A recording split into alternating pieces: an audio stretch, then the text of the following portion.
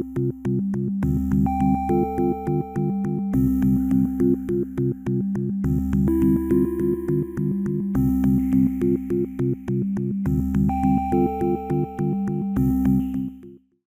evening. I am calling to order the meeting of the Arlington School Committee on Thursday, January 8th, 2026.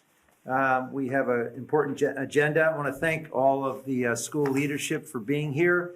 And I understand you're here if we have questions, and members of the committee might have questions as we proceed. We do not have anyone for public participation? We do not. Okay. Let's see. The meeting is going to be conducted by Zoom and in a hybrid format. Liz Exton and Kirstie Allison Ampey, Dr. Allison Ampey and Liz Exton are going to join by remotely. 4 of us are in the room in person, and 1 member is not able to attend because of a prior commitment. Erica, do you want to give us an update on what's happening at Arlington High School? I'm Sophia, but that's okay. You're Erica. Sophia, I said that with so much confidence, didn't I? You really did. I've known you for 25 years, or before you were born. Sophia, how you doing? Why don't you tell us what's up at Arlington High? I'm doing great. We're back from break, so it's quite busy already. Okay.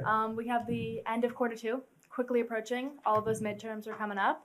And our winter sports are in full swing. The gymnastics is having their first meet right now. Very exciting. Nice. There's a new theater production called Almost Maine, which I believe is student-led.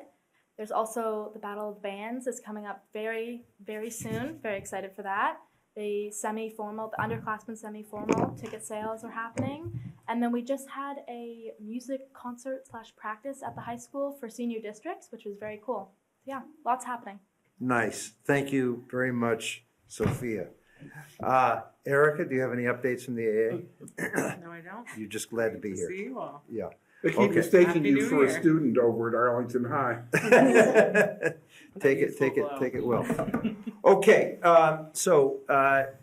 first order of business is a discussion of a field trip, and do you want to call? Yes, I think Ms. Clark is going to speak to the field trip and the particulars of it for school committee approval. Yes. Hello. Can everyone hear me? We can hear you. Welcome. Thank you for having me. So I would like to propose leading an international field trip in April of 2027 to the Netherlands, Belgium, and France. It would be a World War II themed trip. I had the pleasure of leading a trip in 2022 with Arlington High School students, and it was really a life-changing experience for me. And I would love to provide the opportunity to other students to explore the world, to see how this significant global conflict is memorialized, particularly because World War II veterans are reaching the ends of their lives. One of the places we would visit would be the American Cemetery, which was one of the most moving experiences I've ever had. And that provided an opportunity to not only bring students to a place that is so important, but also allowed me to expand community access. I worked with the director of the Veterans Affairs Office here in Arlington. We visited the grave of an Arlington soldier who died during D-Day. It would take place over break. Ideally, no school would be missed. The travel company does require 1 day of wiggle room just to get the lowest prices for flights.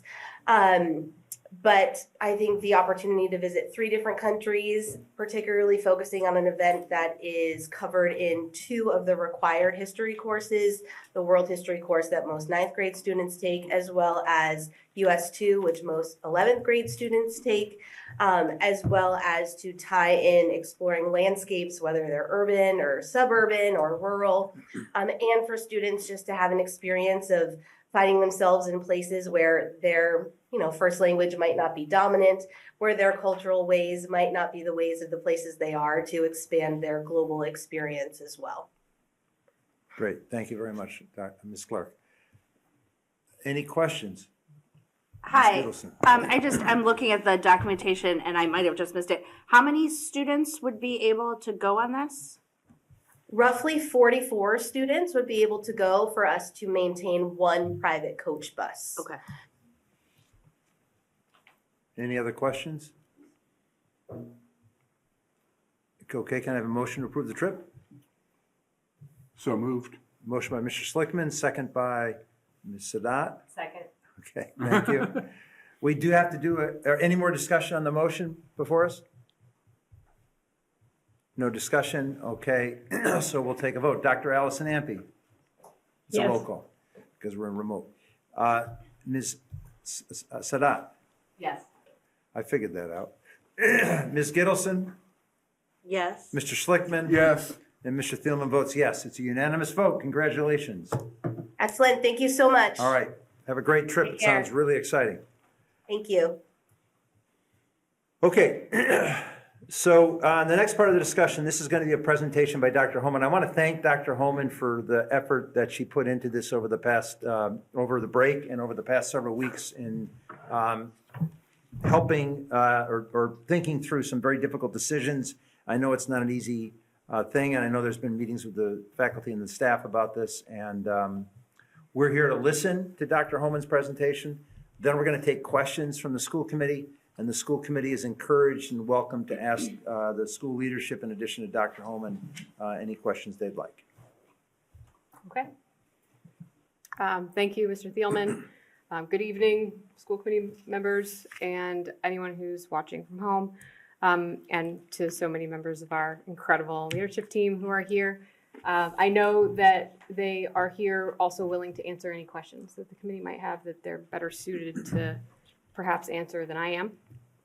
So if you have any that you don't want to ask me, but want to ask one of them, you're welcome to do that.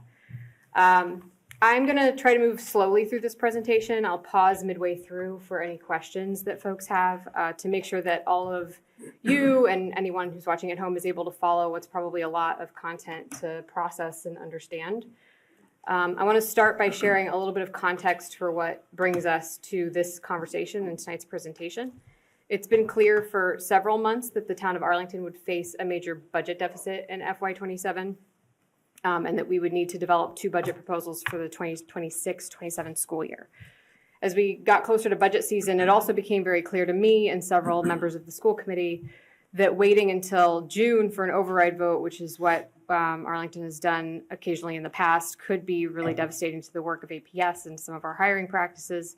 And so the select board voted in December to hold a vote for an operating override, which would fund the foundation budget of the general fund for the town and schools. And that vote will happen on March 28th, which is the same day as the town election. That vote would help us cover a deficit and maintain some degree of level service. And since then, the Long Range Planning Committee for the town has been working to arrive at an override number. So we still have some uncertainty attached to this process because we don't have a final override number yet. And we have not seen the cherry sheets yet from the state, and so we're not sure what the state aid number will be. And so we're operating to some extent under the assumption that we, in the event an override did not pass, that in order to balance the budget for FY27, we would need to operate at level funding. What that means for the schools, level funding, it might sound like the same amount of money, but it's not, because things cost more in a year than they do now. And because of inflation, which is something I know everyone has experienced in some way or another in their lives. And so the same amount of money, which is what level funding is, next year amounts to a $5 to $6 million reduction in services, because those services will cost that much more next year.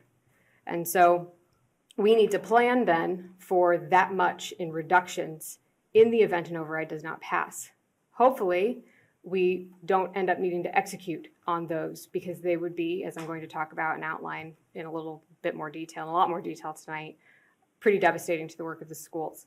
We've had a really successful few years. We've done a lot of excellent things that have put more programming into our schools.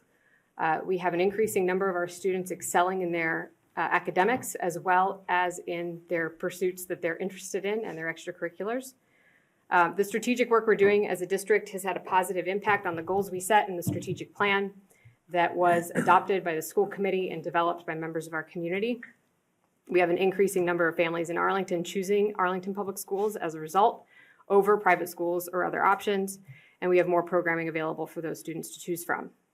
We also have fantastic and dedicated educators who I spoke to earlier this afternoon who are increasingly choosing to stay here over seeking other employment. So as we moved through this process, it also became clear that those efforts to competitively compensate our employees is starting to pay off because of some of that retention. It's become easier to backfill positions, find excellent and enthusiastic candidates, and retain them. And so in order to sustain all of that work and all of the services that come along with it, we would need this override. This is not an occasion in which we are promising additional or new or different services. It's one in which the override funds only our ability to sustain the services that we have. So because we know we're going to need to consider some significant adjustments to our allocation formulas, tighten our belts, make sure that we are operating within the funds that are allocated, we want to make sure that we have two scenarios for the budget. Last time we met on December 18th, you all provided input as to what should guide the determinations about what would be reduced in the event an override doesn't pass. I'll go over what those items were in a brief summary. We had a lengthier discussion about it at the end of the last meeting. And we have thought about all of the possibilities and decided which ones we would put up first as the least worst opportunities for us to find some savings in the event that an override wouldn't pass. But we are very hopeful that that eventuality will not come to pass. However, I'm going to talk through what it would look like if it did this evening. So here's our agenda. I'm going to start with some overview and context, provide a little bit of background about what we believe the overarching impacts of a failed override would be, what our planned reductions will be for FY27 regardless of override outcome, and why we need to plan for some reductions, even though we're not quite sure exactly how much quite yet. We do have moving targets right now and are working towards building a budget which will outline really clearly both what would happen in a no override and an override scenario. I have a number of suggested reductions in the event of a failed override. You have that comprehensive list in your materials for this evening, and I will go through each item, each line on that list tonight.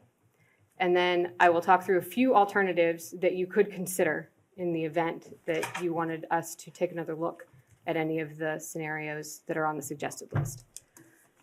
I will also talk about why those are on the alternative list as opposed to the suggested list. And then I will walk through a projected scenario. For FY28 and 29, I think what's important to understand is that the impacts of the override would be greatest in those years, because the deficit for 27 is not quite as dramatic or severe as the deficit in 28 and 29. We can balance the 27 budget with fewer reductions. But in 28 and 29 is where some of the really most significant impacts would be. And so I wanted to outline those as well, because I think it's important that the committee and that the community understand what the implications of not passing an override in this moment might be for our schools. And then we'll close up. So I'm going to start by, as clearly as I can, outlining what I think are probably the three biggest impacts of a failed operating override. Provided a little bit of context about why we're here. And a lot of the reason for that is quite simply the rising cost of everything, it seems, of salaries, of benefits. And those things are really important because then people need to turn around and pay for goods and services and all of the things it takes to raise a family in our community. And so because of some of those rising costs and because of some of the other economic factors surrounding them, we're finding ourselves in this situation. And I know that there are members of the committee who could answer more questions about that, and also members of town leadership. But for us, what we're really focused on is what that would mean for us if we needed to compromise on some of the things that we've been working on in Arlington Public Schools. We know that if an override should fail, that we would see significantly reduced instructional quality and consistency. One of the things that families told me when I came to Arlington was that they really wanted us to be more coherent and consistent across our schools and to ensure that we were providing the resources, even if they look different at two different schools, because students need different things, that provided that coherence and consistency of experience for the kids. Different kids need different things in order to be consistent, and so we've been able to offer that with the resources that we have. And we don't want to see the achievement gains that we were recognized by the state for this year slip. We would see fewer leadership staff in the event we needed to execute these reductions, and that would reduce accountability and our ability to build the skills of our newest teachers who are just joining the profession. We would increase faculty and staff turnover. It would be inevitable because we would have high expectations and fewer resources. We're not going to compromise our expectations for the kids' education, but we would have fewer resources with which to execute that. We would have wider achievement gaps for our focal groups, which we have just begun to see close, and that would lead to reductions in overall student outcomes as well, reversing our post-pandemic learning gains. Second, if this override didn't pass and we didn't have the resources available for level service, we would have reduced capacity to respond proactively to student needs. We would become a reactive system. This is something educators really work hard at, is being proactive, seeing challenges before they arise, putting instruction in place before there's a crisis. And I know in my experience and in my role that we've gotten better at this because I have fewer crises come to me now, which enables me to work on leadership and feedback and being in classrooms and working on presentations like the one tonight, instead of responding to as many really emergent issues that students bring to us. We would have less flexibility to deploy staff across our sites to mitigate crisis situations, fewer experts who could identify and proactively address academic and emotional challenges, and quite simply, less ability to maneuver. And anyone who has children knows that you need to be able to be flexible in your thinking and in your actions in order to support a child through their development. And finally, should the override not pass, we would have reduced standards for our operations and public communication, and that would lead to reduced retention of our educators and high turnover and compromised operational and instructional capacity for our schools. We work very closely with the town on ensuring that our facilities are ready for our students, and I worry that some of these reductions could result in worse learning environments for students, or not being able to swiftly turn around technology and maintenance requests, or reduce capacity to maintain a high level of parental and community communication, and defaulting back to only communicating about emergencies and, again, reactive communications. So these are the major points that I'm going to hit on as we move through, as we talk about the impacts of some of these suggested reductions. And before we get to those, I want to talk through some of our criteria for identifying what it was that would go on this list. These came from the Arlington School Committee as well as stakeholder feedback. I will say it has made the job easier, that the stakeholders we've spoken to have given us the same answer over and over again, for the most part. There are times where we disagree, and I can certainly understand that.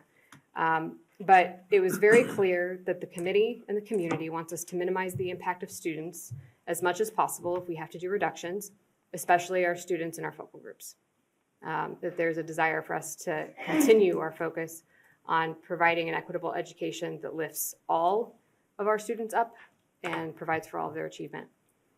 That we will need to reduce student-facing roles in the event that an override does not pass, but we want to start those reductions as far away from students as we can and work towards the resources that are closest to their experience. That we should distribute those reductions throughout the system so that we're not completely eviscerating singular programming or buildings or departments. And that we should consider all of our options and think outside the box about what those options might be. That we need to make sure that we allow for all of the unique differences in programming between and across our schools. We do a lot of acknowledgement of the fact that a student might need a different thing or a school might need a different thing because of the programming available there. And we wanted to ensure that the list actually contains things we will do if this override fails. I have spoken with staff and administration today and throughout the last several weeks about the fact that if we put things out on this list, it's very important that those are things we then do if an override does not pass. While there may be small adjustments to exactly how that gets implemented, we need to follow that line because that is what the voters have voted for. And so we just want to make sure that that is an informed decision and an informed vote. The committee asked that we explore school assignments and buffer zones as areas for potential reductions, that we explore instituting fees over eliminating programming, but I do want to note that the committee is not unanimous on that. And that we look at central office and leadership positions as well as schools and programs with declining enrollment, but that we avoid certain areas as well. Special education is something we have worked very hard to build up over the last several years in terms of staffing, because those supports are so critical for our educators and our students to be in inclusive classrooms. That we avoid grades K-2 because our youngest students, if they do not get a really strong start, will struggle all the way through. Our secondary grades have growing enrollment. We really cannot withstand a reduction in our teaching force at Arlington High School because of the extent to which the population is projected to grow over the next several years. And any resources that have supported our gains in literacy, including our full-time school librarians and our fully staffed libraries, as another area to avoid. While we may not meet the mark on all of these bullets due to the depth of the reduction that would be necessary in the event of a failed override, we have kept these things very much in mind as we've moved forward. I'd like to explain how the reduction list is organized, as well as what the different categories are before I get into going through each of the items. Part one, the first list, and these are included both as a compiled list in your materials for tonight, as well as individual documents, if you wanted to look at any of them separately. So the part one is the suggested reductions. I really cannot use the word recommended because I do not recommend that we do any of these. But I was asked to provide a list of our suggestions. So that's the first list. Those are the reductions that would be implemented if the override does not pass pending discussion and input from the committee. The required total reductions is probably somewhere between 5 million and 6 million, but as I mentioned earlier, we're not 100% sure what that number is quite yet. Part two, or the second list, is options that the school committee might want to consider for FY27 if they wanted us to take another look at items on the first list.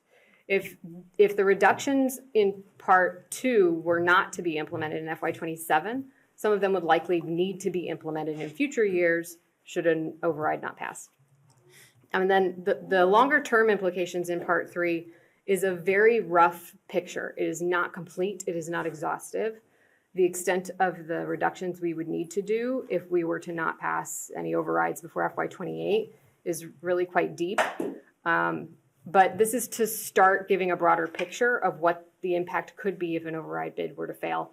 And so that the public really understands some of the out year implications. So I can talk through that a little more when we get to those items. The list has a number of different categories, and so I just want to make sure everybody knows what they're looking at if you pull up that document.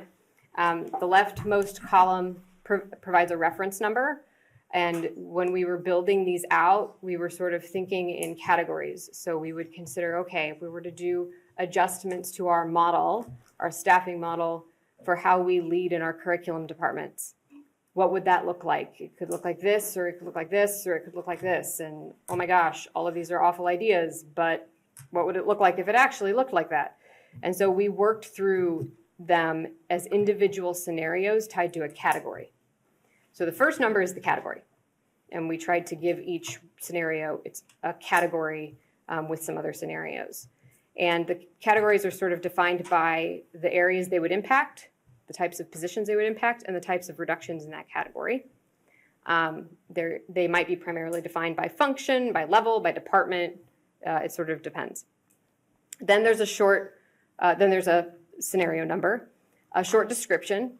That provides a really short sort of one-line description of the reduction scenario, a title for the scenario, if you will, and then an explanation that gives a little bit more detail about what exactly might be reduced in that scenario. I will note that some of those are a little more specific than others. Most of that's because they've been modeled out more thoroughly. We've thought more about it. We've had more discussions about what that could look like conceivably There are a number of them that are still, we would need to work through what the implementation of it would look like. But I'm happy to try to answer questions. If we don't know yet, I will say that we don't know. FTEs defines roughly how many FTEs might be impacted to achieve the projected savings for that scenario. And I'll talk a little bit more in a moment about why all of the scenarios are salary reductions as opposed to operations reductions.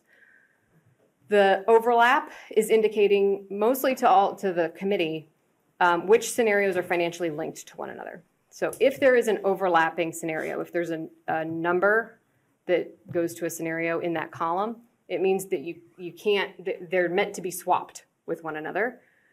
You can't put them together to achieve the sum of those savings because the dollars overlap because there are the same resources within each of those two scenarios. If it says NA, then it's sort of a standalone. It can be adjusted, added, or deleted on its own. And then the approximate savings. Those are rough-in estimates in really all cases because when it comes to reductions, because of our contracts, you don't know who, like where the reduction is going to be. You don't know the who yet. Staff are reasonably wanting to know, is this me? And we would need to start planning that out soon. But what I told staff earlier today is in a lot of cases, we don't know because licensure plays a role here. Seniority plays a role, and we need to follow the RIF language in our contracts. And so we would do that. And we would do our best to make sure that folks who wanted to stay here had an opportunity to do so, even if in a different position. But we acknowledge that with the depth of the reductions that would be necessary, it probably wouldn't be possible for everybody. And then finally, in the FY27 scenarios and alternatives, there is an impact statement. I want to say thank you to the folks in the room because they have worked with me over the last several days to develop these. And you're getting a summary of them, and you will get more comprehensive ones as well soon. And I'm happy to bring those back to a later meeting also. But we have been trying to compile them over the last few days, so they're still in progress. But we wanted to give everybody an idea of what the impact would be tonight also, because some of those impacts can be a little hard to see from outside the system or understand why they result in some of those impacts I was talking about earlier, the big ones. So I also recognize that what I'm going to talk about in a moment are staffing reductions, and that we also talked about operating reductions, and AEA had a number of suggestions for us to take a look at in our operating budgets. And so people might wonder when they see the list, what about our operating costs, and are we going to audit those as well for reduction or reallocation? And the answer is yes, absolutely. We're going through our operating costs with a fine-tooth comb too. We're going to look at software licenses, energy and facilities, professional development, all of those things. We've done a lot of tightening up. We are not spending a lot on additional hourly pay unless it's directly supporting a student right now. We are not supporting reimbursements for any sort of travel. We're asking folks to go to local conferences. We are paying for registrations for some of those conferences, but people really are trying to be judicious with spending. But any of our savings from operations has to stay in operations. It can't be used to restore salary expenses, and there are a few reasons why. The biggest reason why is that 14.5% of our current budget is allocated to operational costs, and that's not enough. Our operational expenses are going up just like our salary expenses are, and just like everybody else's cost of living is going up. We cannot have that little of the budget, the total bottom line, allocated to operational costs. And our goal is really to be at more like 18 to 20% of the budget being operational costs and about 80% of it being salaries. And the reason for that is that salary costs have a lot of other expenses attached to them.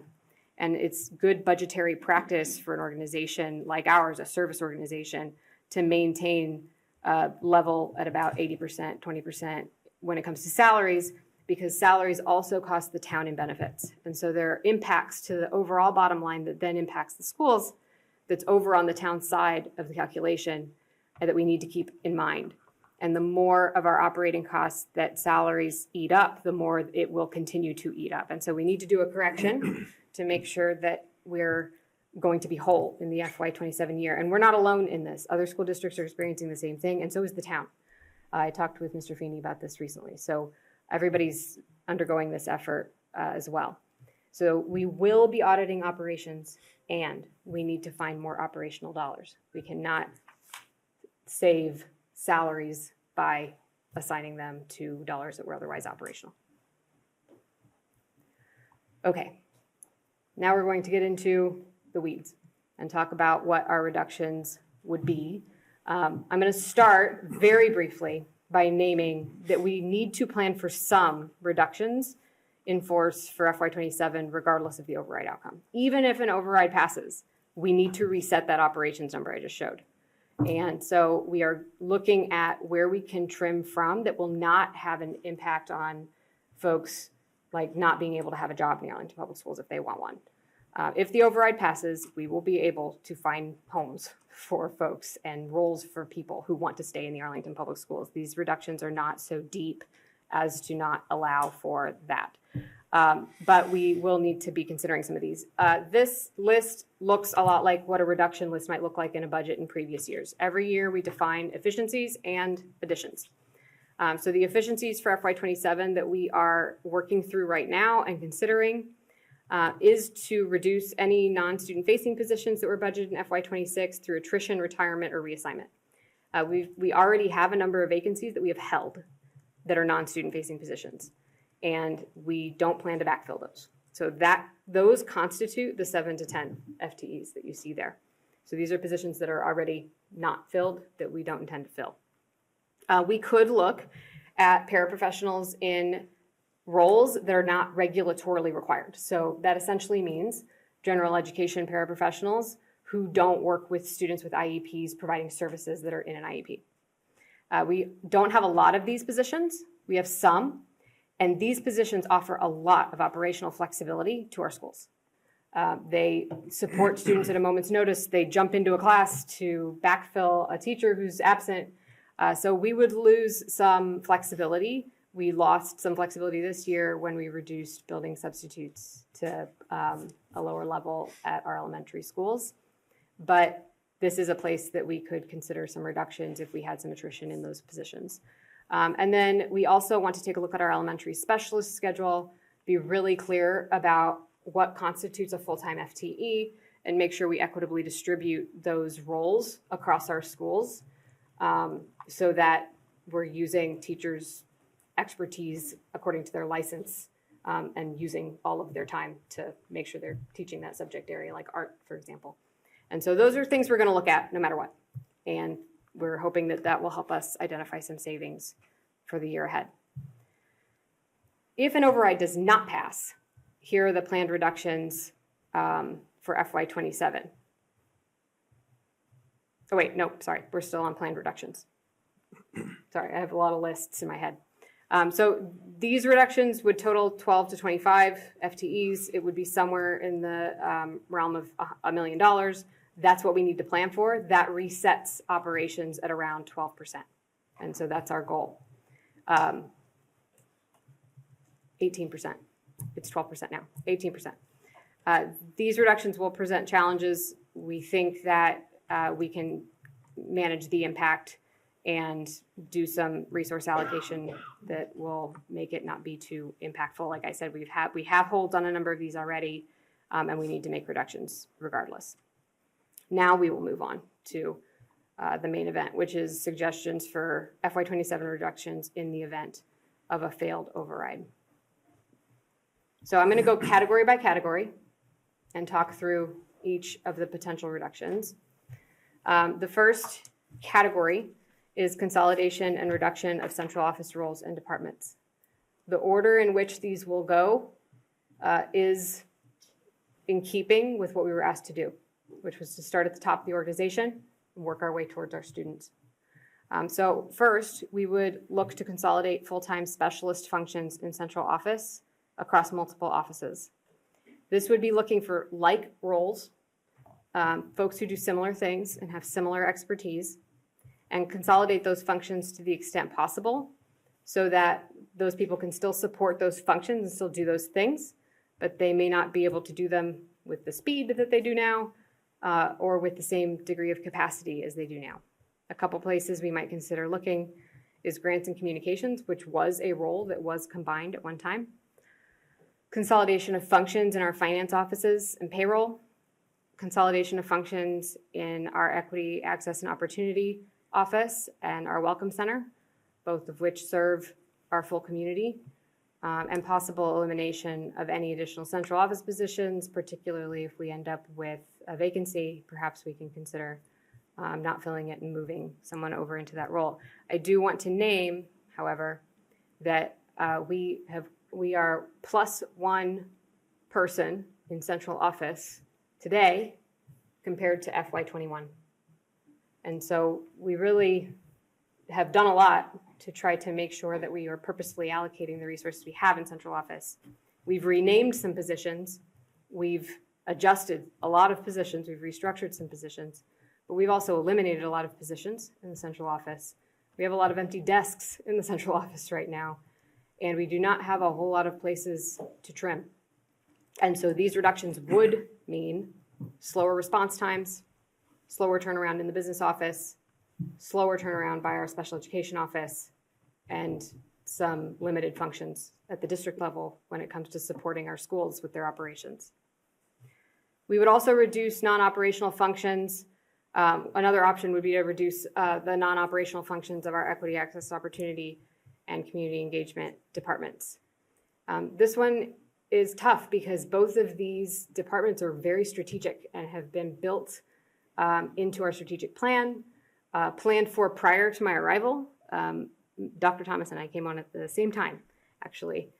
And eliminating the non-core operations means eliminating a lot of the proactive work that these offices do.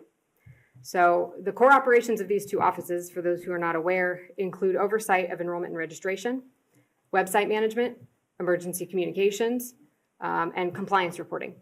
So there's a lot of work that goes into those things and making sure that we're compliant with state law. And oversight of those functions would then be reduced because we would need to reassign them to folks that already have full supervisory loads. Additional family support and education, professional development for teachers, survey implementation, support of our sister city partnership are all of the functions that I suppose some might say are nice to have, but I would argue are some of the most important functions of those offices because these are the things that help us be proactive. And so those functions, along with leadership of one or both departments, could be eliminated or consolidated, but we certainly hope we don't have to go that route. The next reduction category is a restructuring of our pre-K to 12 curriculum leadership model. So what these scenarios offer are some opportunities for us to think about how we provide content support for our educators and professional development for our educators.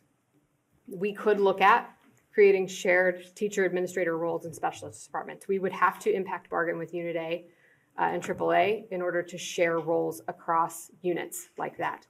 There are districts that do this.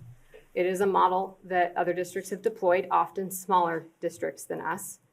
But the way it could look is that a director in a smaller department, and I say smaller with a lot of hesitation because I just want to note these are K-12 departments, and there's a lot of people in these departments that need to be supervised.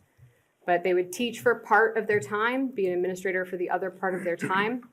And that would enable us to keep the content expertise that these people bring to their work.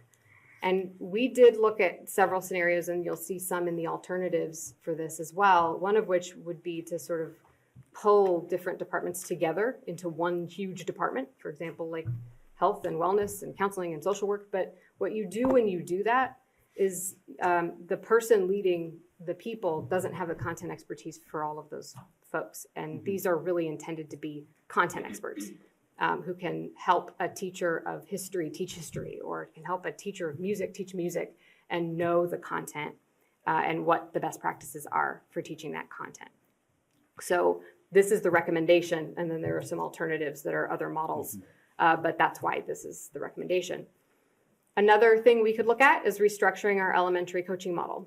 Our school-based coaches, in this case, could either share an elementary section, or they could be a part-time coach, part-time interventionist in their subject area. think one of the biggest challenges with a model like this is that you cannot reasonably coach an entire building or be at some of the meetings, such as our ACE meetings that happen throughout the day, in order to support teachers' content collaboration if you're also doing these other roles. And so we would lose a lot of, we're really relying on coaches to lead a lot of our ACE meetings now, which is fantastic because they know the content so well. They also know the data systems that help us track students' progress, that help us identify when a student might need intervention. And if they are not able to do that part of the work, instructional quality will suffer.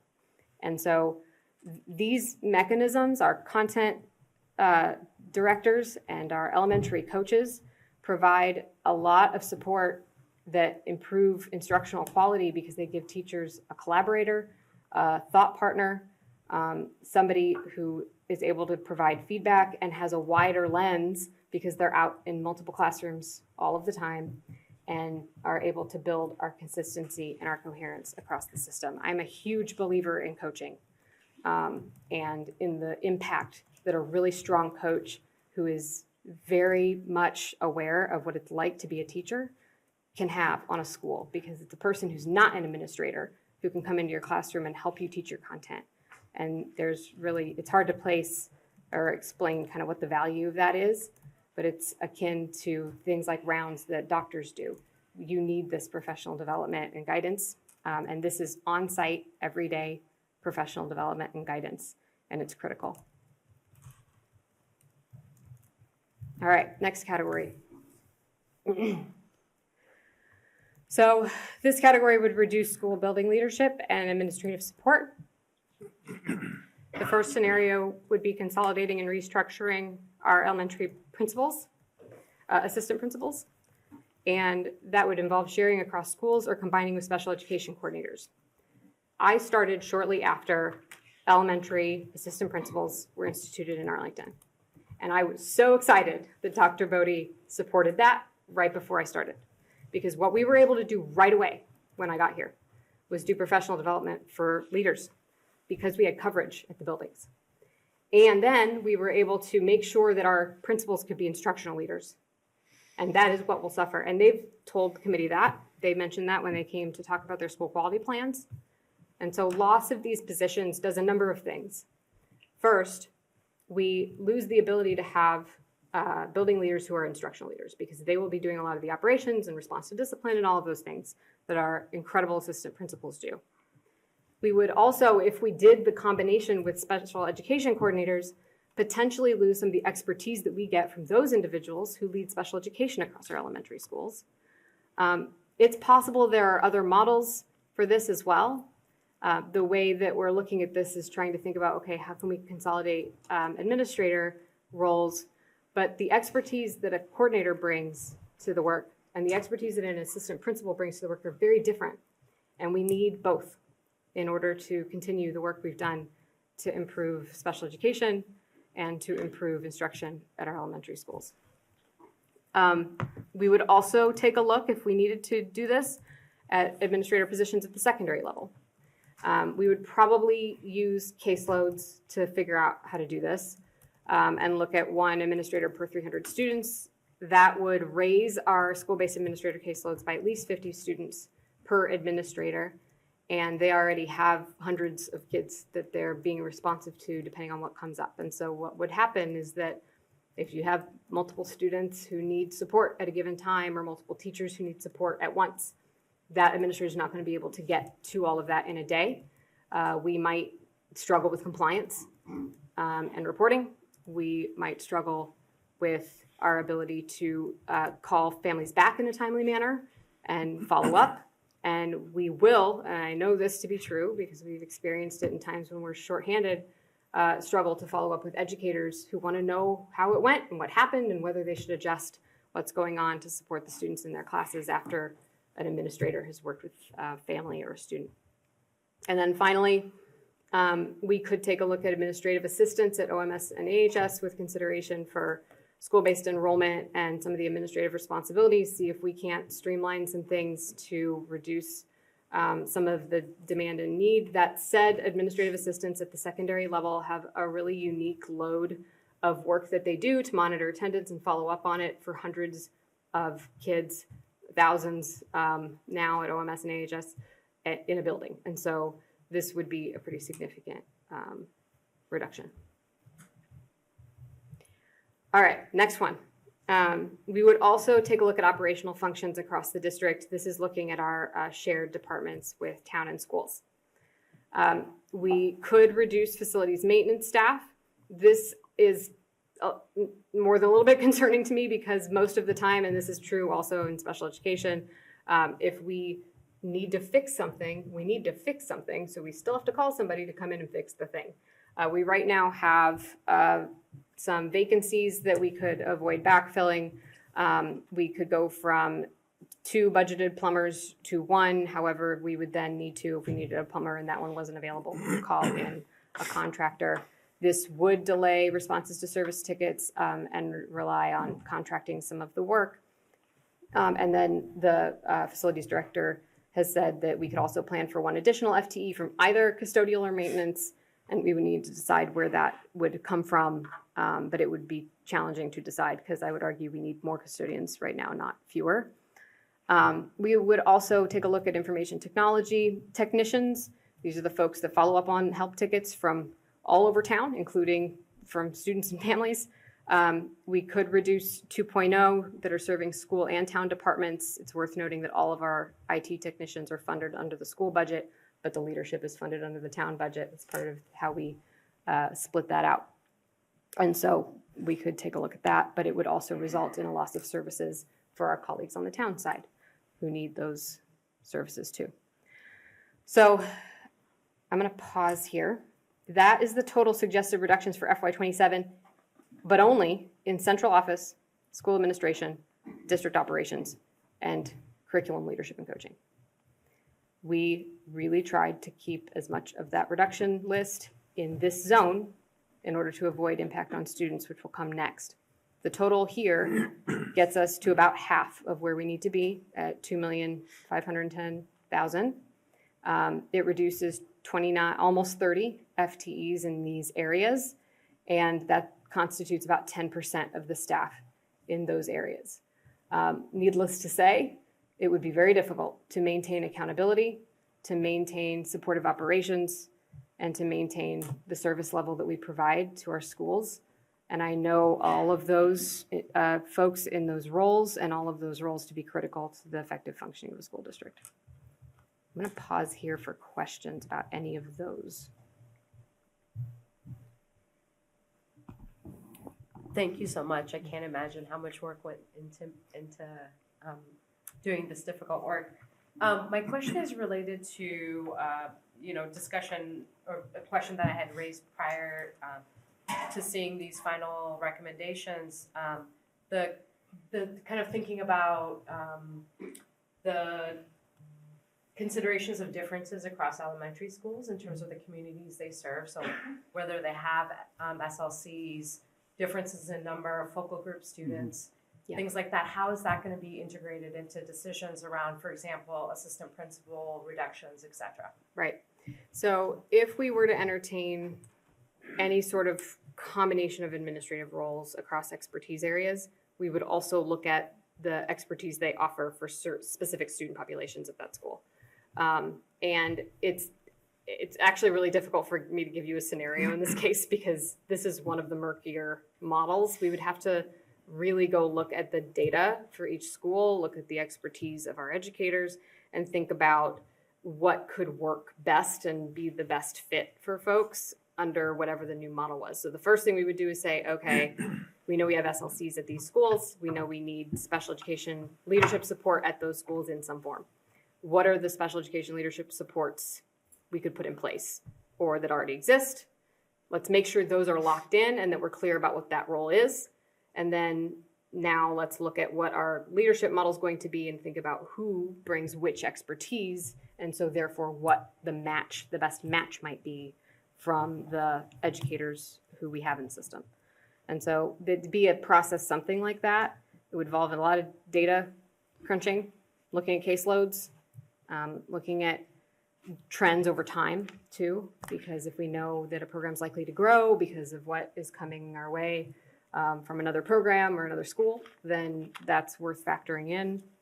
And we tried to make the best decision we could with the staffing we had. I hope that's helpful. Thank you. Any other questions, Mr. Schlickman? I'm fine. Oh, any other questions? Okay, thank you. All right, we'll keep going. All right, I want to talk a little bit about some of the implications of those reductions before we move on to the next set.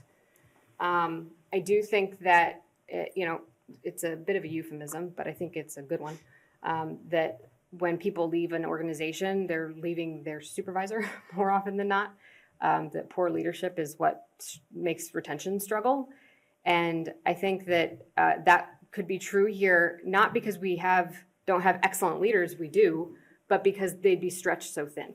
If we do not have the support to provide in our leadership, then people will feel as though they're sort of left on their own. And that leads to feelings of inefficacy, and that can lead people to leave. And so I really believe that we would have significantly increased attrition in this scenario. I know that we would have reduced instructional quality in math and literacy because we would have less professional operational support for our teachers. The reduction of assistant principals will mean reduced school safety. Our schools are safer. Our students tell us that in the surveys than they've been because we have the capacity to respond to safety concerns. We would have reduced support for teachers to respond to peer conflicts, bullying, disciplinary issues, and the ability to get back to them. Reduced capacity of the central office to get to things in a timely manner and to provide school-based professional development. We would probably need to revise our professional development model altogether because we would not have enough providers to provide professional development. Our principals would return to being primarily operational leaders, or at least to some extent, some of the instructional leadership they've done over the past many years would return. And this does mean reduced accountability and reduced ability for us to implement instructional shifts in the schools. We would definitely see a lot less collaboration amongst our administrative team, which means folks get different messages or we're not clear about messages, and it's harder for us to stay in sync and in step with one another as leaders, and reduced capacity to respond to family concerns and ensure compliance with regulations and local policy. And then there are a few quotes there that you can take a look at that came from our leadership teams. One that I think is particularly telling is that last one. These cuts would reduce the specialized leadership that protects our most vulnerable students. That would show up as less support for children with disabilities, slower help for families, and growing inequities in how schools meet students' needs. Okay. The next set of categories has to do with reductions we would need to make to those who work most closely with students. We cannot possibly hit the number and run a district without impacting students more directly, unfortunately. And so we did need to look at positions that work directly with students. So the first category here is reducing tiered support and programming. And we would look at a couple of different areas for this. We could assign school social workers and counselors based on overall enrollment in a school. Our social workers and counselors, and we've been working on this model over the past several years, work both proactively on tier 1 work with our teachers and students, and they provide services to students who have social work service or counseling service on their IEP. And so because they do both, we would look at overall enrollment because their caseload is really the whole school. And so when you look at that, we've analyzed social workers and counselors together in a school and then the total enrollment of a school, and would allocate 1.0 social workers per about 250 students at the elementary level and 1.0 per about 200 students at the secondary level. The reason why it's a lower caseload at the secondary level is because when you hit secondary, you're also talking about class enrollment, course enrollment, and scheduling. Counseling and social work at secondary is a different role than social work at the elementary level, and our counselors at the secondary level do both. And so with the exception of the high school where we have a slightly different model because of the intricacies of high school, so that's why that's slightly different. So we could look at that, and that would be a reduction of about 3 FTEs. We could also reset our multilingual learner caseloads. It's currently varies between 15 and 25 students per teacher. That might seem like a wide range. Part of the reason for that is because when you have a student who is learning English, they come at various levels of proficiency. And so the intensity of the instruction matters here. And so the caseloads can vary a bit. But we could reset that to 30 students per multilingual learner teacher and then adjust staffing accordingly. That was what the caseload level was just about when I arrived in Arlington. We have expanded our supports for our multilingual learners pretty considerably. We also have a lot more newcomers who are learning how to speak English for the first time in their lives in Arlington now than we did when I started. And that number has grown within our multilingual learner population during my tenure here. That would be a reduction of 4.5. Another category would be to take a look at digital learning and libraries. The first scenario would reduce positions in digital learning to district-wide specialists. In my prior role, I advocated for and eventually had digital learning teachers at every single school full-time. So this one's tough because I know what a huge impact these folks can have when they're able to collaborate directly with teachers and work directly with students to learn robotics and computer science and all sorts of incredible things that we can do with digital tools. But what this would do, we currently have 4 digital learning teachers, and this is something we could conceivably achieve by not backfilling some vacancies. There would be 1 learning specialist for elementary, 1 for secondary, much in the same way we have specialists in other curriculum areas that are sort of district-wide. They would support digital applications technologies at all schools. It would require us to take a look at how our librarians, who are now full-time in every school, are operating. And it is an option that we could consider implementing in 27 regardless, but it's not something that I would put first on that list because I think it would be a loss for us to not have some of the work that's happened in interdisciplinary spaces with robotics that has been funded by the Arlington Education Foundation in recent years. And so I would hope to expand some of that, not reduce it. And then reducing library paraprofessionals would reduce all library paras in K-12, assign 1 to 2 district-wide, probably 1 at the high school and then 1 that would serve K-8 to support the department with cataloging and weeding of collections. To assume that a librarian does not need support to manage a collection and the distribution and checking out of texts is simply to miss what it is to run a school library. There is no way for a library to stay open, for a library teacher to teach information literacy, for a library teacher to go out into classrooms to provide texts for specific units and teach lessons in collaboration with the teacher, and for students to be able to come in and check out a book whenever they want. One person can't do all of that. And so it does mean something to lose library paraprofessionals, and it was a loss last year when we reduced these roles. It would be a loss to reduce them even further. And it's something we would have to take a look at if we were to not pass an override. And then we would also take a look at user fees.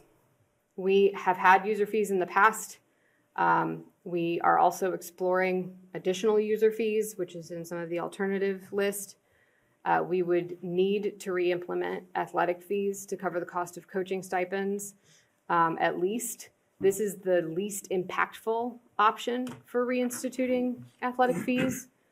We could potentially reduce this further. However, it just means it needs to come from somewhere else, that there has to be a reduction somewhere else. These are extracurriculars. They are not core programming. However, so many studies have shown that engagement with extracurriculars has a really positive impact on attendance, has a positive impact on academic outcomes. It improves kids' connections to school. It improves their social confidence. And we have seen such a huge impact on participation in extracurriculars as a result of elimination of fees, and on attendance, and on students' sense of belonging. And we really don't want to have to put these back.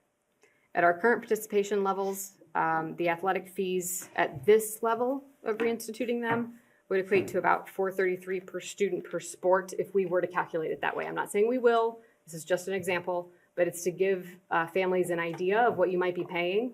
That means that if you had a student who did 3 sports in a year, one each season, that family would pay $1,299, which is more than what the tax burden of this override would be. And then the other is instrumental fees. That would cover all elementary instrumental music part-time salaries. At our current participation levels, that's about $365 per student. So you can imagine that if you have an athlete who played instrument as a younger student, that a family might be paying these fees all the way through their child's experience. We, however, may see that number go down only because we would anticipate a pretty precipitous reduction in participation if we implemented fees.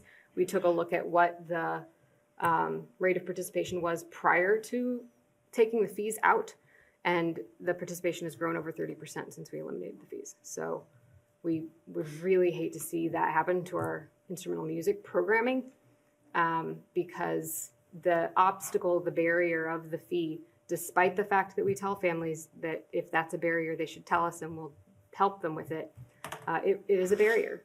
It means that fewer students participate, and there's no avoiding that.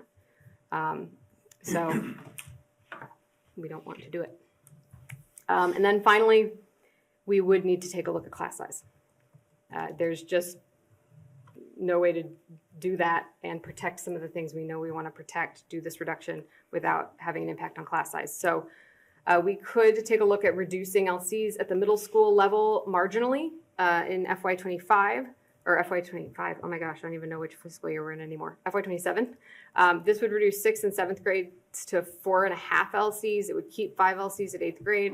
That would create core class sizes somewhere between 22 and 25 students. We would go over 25 in some classes because it's going to be unavoidable. That's just the average cap. The LCs would go over 100 students per learning community in this case. And that would equal out to 4 FTEs, but honestly, probably more, because it would also impact some specialty areas, and it's possible there would be savings in some other areas as well. We could also look at the middle school electives that we added, that should say in FY26, we added those this year, and maintain class sizes between 25 and 30 in other specialty areas. So this would only be a 0.5 reduction, even though we added more than that in FY26, because when we added those electives, what we were also doing was managing the class sizes that were already too high at Audison. So our class sizes were already too high in art and tech ed, and we needed additional specialists when we added the electives. And so what we did was add the staff and then vary the options for art. So we told the students, okay, now you can pick. We can offer this class or this class or this class.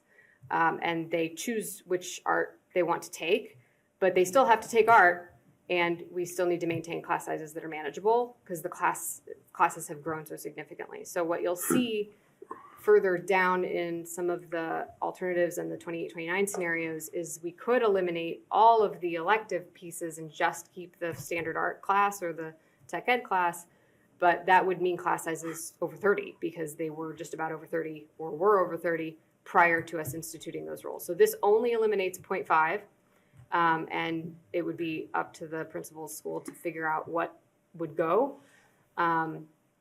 And I just wanted to note that we didn't add electives all the way just to eliminate the directed study. We also added some of those electives in order to bring class sizes down. And then we would take a look at increasing the class size cap in grades 3 to 5. It's currently the average class size sort of cap that I use when we develop the enrollment projection is 25 right now. That's the average cap. So that means that if we're at an average of 25 students per class in an elementary section, there might be a class that's 26 and there might be a class that's 24. It depends on how we have to put the classes together.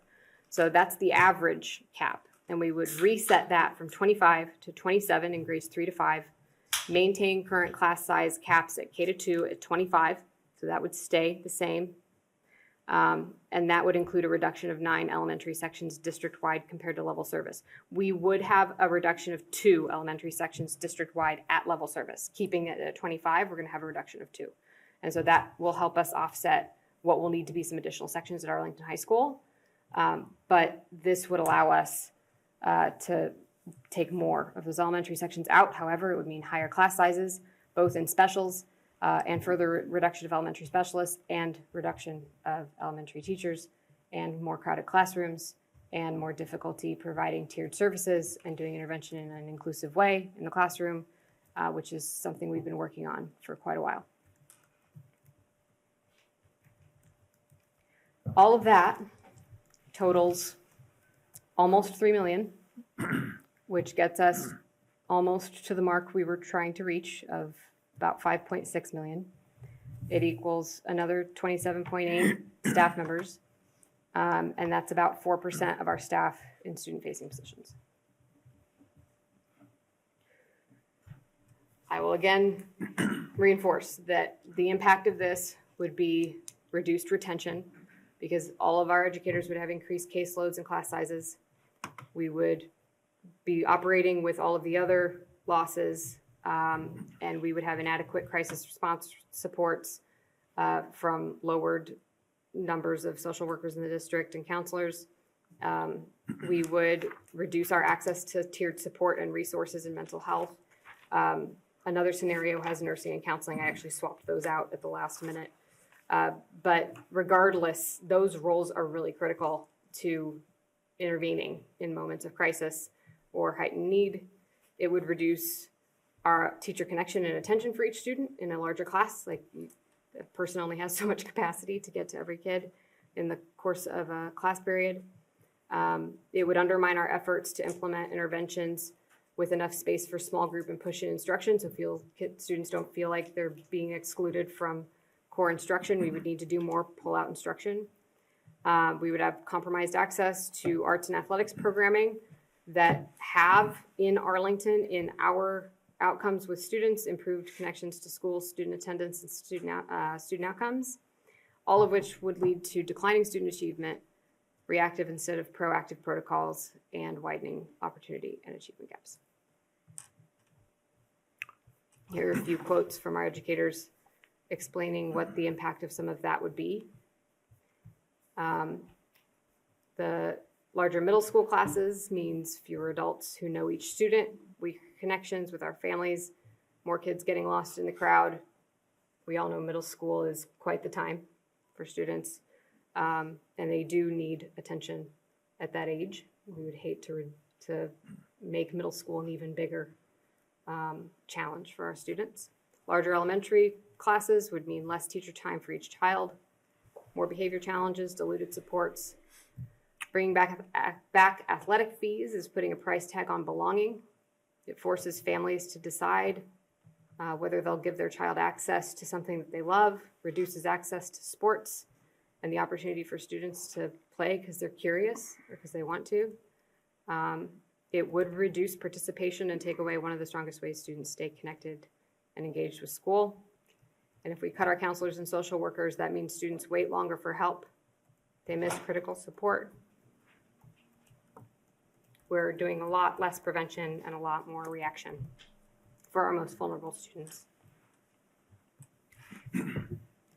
So that sums up the reductions in FY27 should we not pass an override.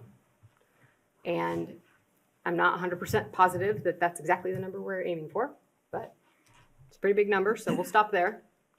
And I am going to pause for questions. Ms. Gittleson. So these are this is all huge. These are very focused questions. So not to say that all of this isn't important. I have two questions where I just was wondering if you could talk a little bit more about impact. One is 4.3, which is social work. If I got the number right, it's social workers. Can you talk, so we, in the elementary schools, have quite varying sizes of our schools. And also, like, as I think you said in other parts of the presentation, like we strive for equity and acknowledging that we need different things in different places. And this seems like like when you're talking about class sections, you can like know at the beginning of the year, like this is how many third graders we have, right? And they all need to get a third grade education. They need different things, but they all need they need to meet the third grade standards.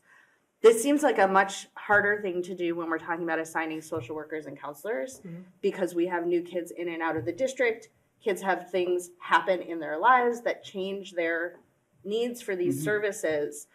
For a smaller school, I assume because we're thinking about numbers, which we should be, that means, you know, a 1 point something instead of 2 or a point something instead of 1. Right.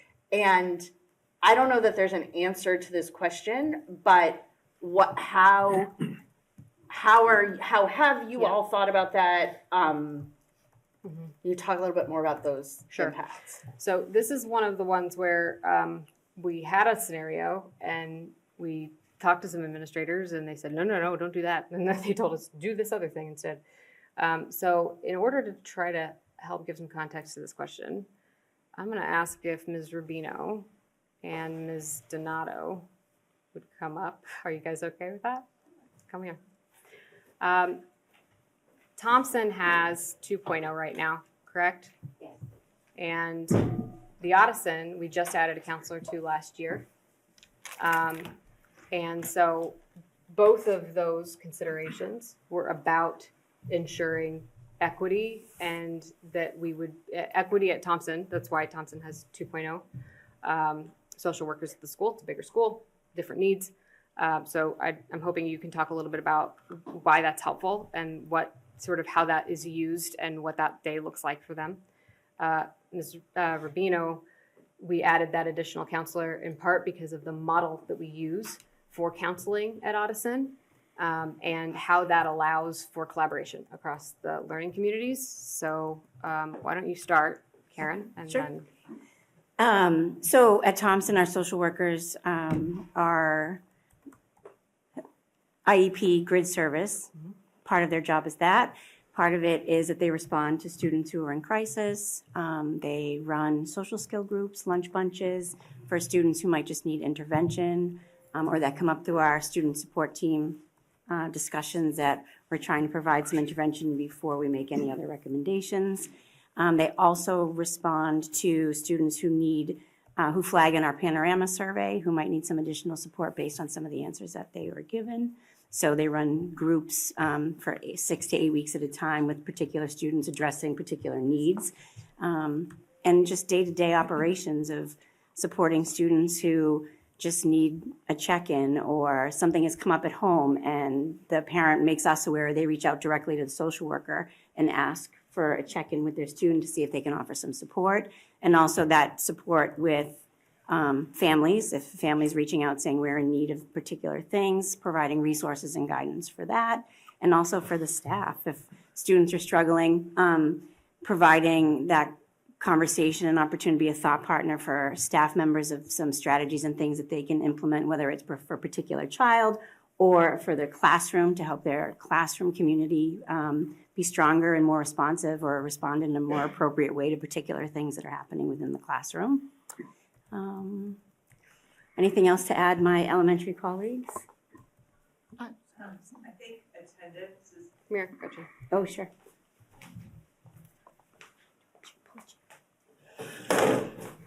Attendance is another space where Just social tell work. us your name and school. Dr. Gretchen Weiss at Brackett. Attendance is another place where social workers really support families and individual students in making sure that school avoidance is not a barrier to them getting to school. And I think that in addition to all of these other things, that's where you might see like an impact number specifically, is because they really provide that intangible support that gets the child in the door, that gets them up to class, that has them engaging. And we've been seeing some really good results as far as our attendance, and so that would be something that would suffer.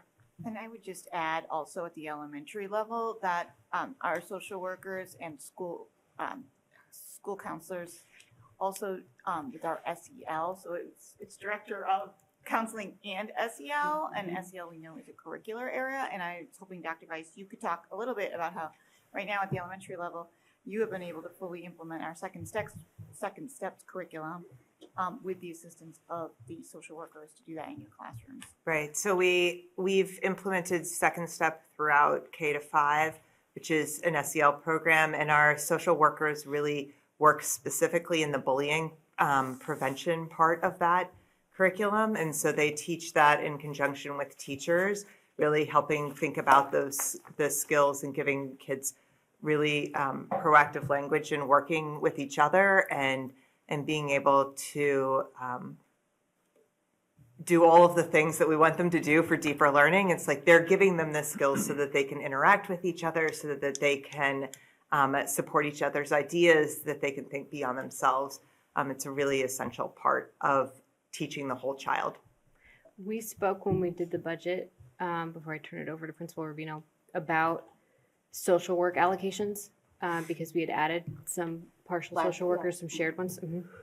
And part of the reason why we've retained 2.0 social workers at Brackett is because of the way that it's shown a huge impact on the students' experiences. And I just want to name that, like, I've noticed, because of the oversight that I've now handed over to Dr. Thomas on bullying, that there are far fewer cases at Brackett that we have to deal with and respond to and help students work through because they've implemented this. And so where we see success, we don't want to pull a resource. And this is one of those scenarios where we may know that something's working really well and that there's been really strategic deployment of our resources, and we may need to pull the resource. And I'm not saying that this, like any of these places, are where we would take that 3.0. Right. We would do the analysis on the caseloads and decide what makes most sense. But part of what I'm hearing is that, we've talked about the reactive versus proactive. And in this, I mean, I'm sure it's true everywhere. In this, you lose on both fronts. Correct. Because if somebody is going to two buildings, you don't know when you're going to have to react. Right. So, splitting that up, thinking about it purely, I'm not saying this is the wrong way for us to respond if we face this scenario, but dividing it by number of students is so not what you all do in your buildings every day. So you see it on both sides. Anything else? Ms. Gittleson, any more questions? My other question is, I think, simpler. I just wanted to clarify on when you talked about instrumental fees, and I think this is would be the same for athletic fees. You talked about anticipating a decrease in participation. And would that decrease in participation also make those estimates of the cost per student actually possibly higher because you're dividing it among fewer students? That 300, there was a 300 some odd fee for instrumental students, but if you lose 30%, it seems like that could also actually end up being more expensive, right, for a family. It could. Well, so and there's also the cost of the instrument itself, which is not factored into this at all because families still we're pay already that paying piece, for those, right? yes. That's already still paid Yes. for by the family. I'm going to answer that, and then I'm going to ask a question because I know Dr. Alstampy had a hand up and we pulled Principal Rubino over too. I'm not sure how this would work out. Okay. Frankly, that we may not see the reduced participation. I do know that I spoke with Director Way about this, and the instrumental music classes are quite large right now. What we would first expect to see is that they would go down, in which case, yes, there would be higher fees because we'd have fewer participants. However, what we would probably try to do for the time being was maintain size, because otherwise you see an increase in fee. Our goal here is minimize the impact on families of the fees. Mm-hmm. So we'd have to move forward and see what happens. I don't know if you wanted to hear from. I'm sorry. About counseling. I do. Yeah, Principal Rubino, it's your turn. So To me, a cut to counseling is a direct impact on special education. Our counselors are very much tied to our programs at our middle schools, and even our sense of belonging and looping. When we added that 8th counselor, it kind of gave us that, when you think of the 2 grade levels, 4 counselors per grade level. And though we do things slightly different, we've created a system so that our counselors can loop with the students from one grade to the next, so that they continue that continuity, get to know each other, get to know their students really well. And our counselors, as I mentioned, are connected to our special education programs. And some of our special education programs have higher needs for our students in them, and they're able to really create those connections and work with students. And sometimes our students, when you ask them who is that trusted adult, they name their counselor. That's the person that they go to. And our counselors are able to, if students experiencing something that might prevent them from accessing the curriculum, they're able to work with them and actually keep them in the classroom and get them back to learning, which is where we want them to be. And that helps to close that achievement gap. We also have, situations around peer conflict, and they really help our students understand how to work through mean behavior, peer conflict, how to understand what is bullying, what is not bullying. We have students that are in middle school experiencing mental health crises and often are outplaced for suicidal ideation and having to get the necessary services for those. And our counselors help as they are returning to school to kind of bridge that back to school programming. So again, that helps again with our chronic absenteeism. A lot of the work that we've been doing this year is really trying to focus around proactive communication, and our counselors are really there doing that. So to cut a counselor would be detrimental to creating that sense of belonging, creating that community. We have such a large school, so our counselors help to create that smaller school feel when you have so many students all the time. They are able to see their students and really get to know their students. So that would be why it would be detrimental to lose even just one counselor. Thank you. Any more questions? Dr. Allison-Ampe. Thank you. My question was actually for the first section, but I didn't figure out how to raise my hand for that. But basically, I'm thinking about the desire to put the operational component of the budget at 18 to 20%. And I guess I'd like to have a more fuller discussion about that in, say, budget subcommittee or something, because I'm not sure I totally agree with that idea, especially since a good chunk of that is out of district tuition, and it feels like that's not really, I mean, I know we have to do it, but it's also not really what you normally think of as an operational component of the budget. So basically I'm saying, I think at the next school committee or at the next budget subcommittee meeting, if we could discuss why you would want to target a specific number and what the ramifications are of that. So that it's really more of a comment. Thank you. Okay, thank you, Dr. Allison-Ampe. Do you have any questions? Sophia? No, you're good? Okay. I got your name right, though. Huh? Thank you. Thank you. That feels good. Any other questions or comments? Ms. Schlickman? I'll start with the question and the comment. One of the questions I have is when we eliminated the user fees, we also eliminated the cost of collecting user fees. True. There's an administrative cost to doing that, and we're cutting administrators. How do we support a user fee program in this district if we are cutting administrators?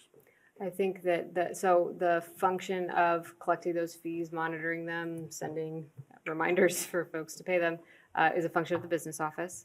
And so in the event an override didn't pass, we would need to first determine a fee structure and then determine how that would come into accounts payable. We still do have an accounts receivable. We still do have an accounts receivable specialist because we still take in building rentals and we still have dollars that come into the district.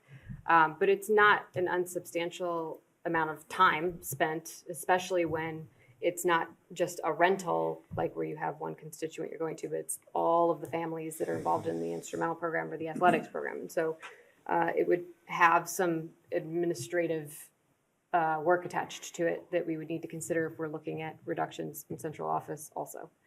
And we may not want to touch roles that would be doing that work now because we're considering implementing fees. So, I mean, there's a cost of doing that, so that we're going to either have to add to the fee or or reduce something else in order to have the capacity to collect these fees. So we're going to be paying more to do something worse. yeah, or not reducing something that we would have maybe otherwise taken a look at consolidating. You know, I was on this committee in 2003. Mr. Thielman was too.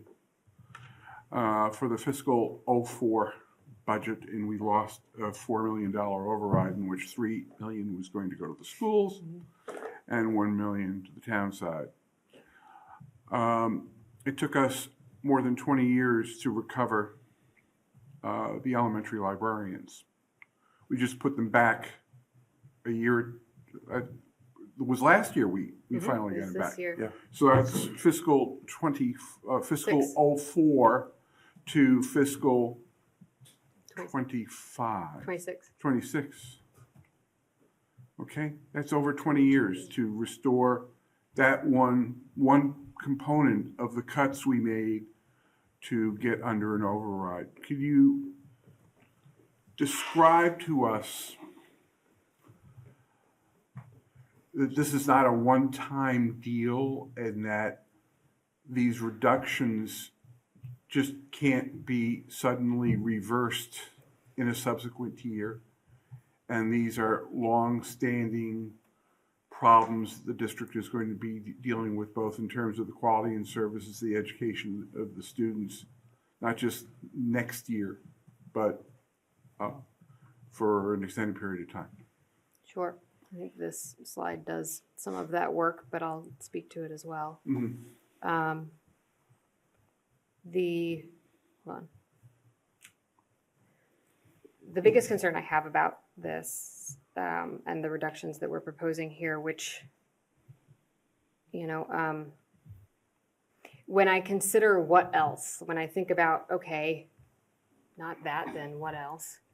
Every alternative is worse. So I am confident that we've put forward the best we can do, the least worst.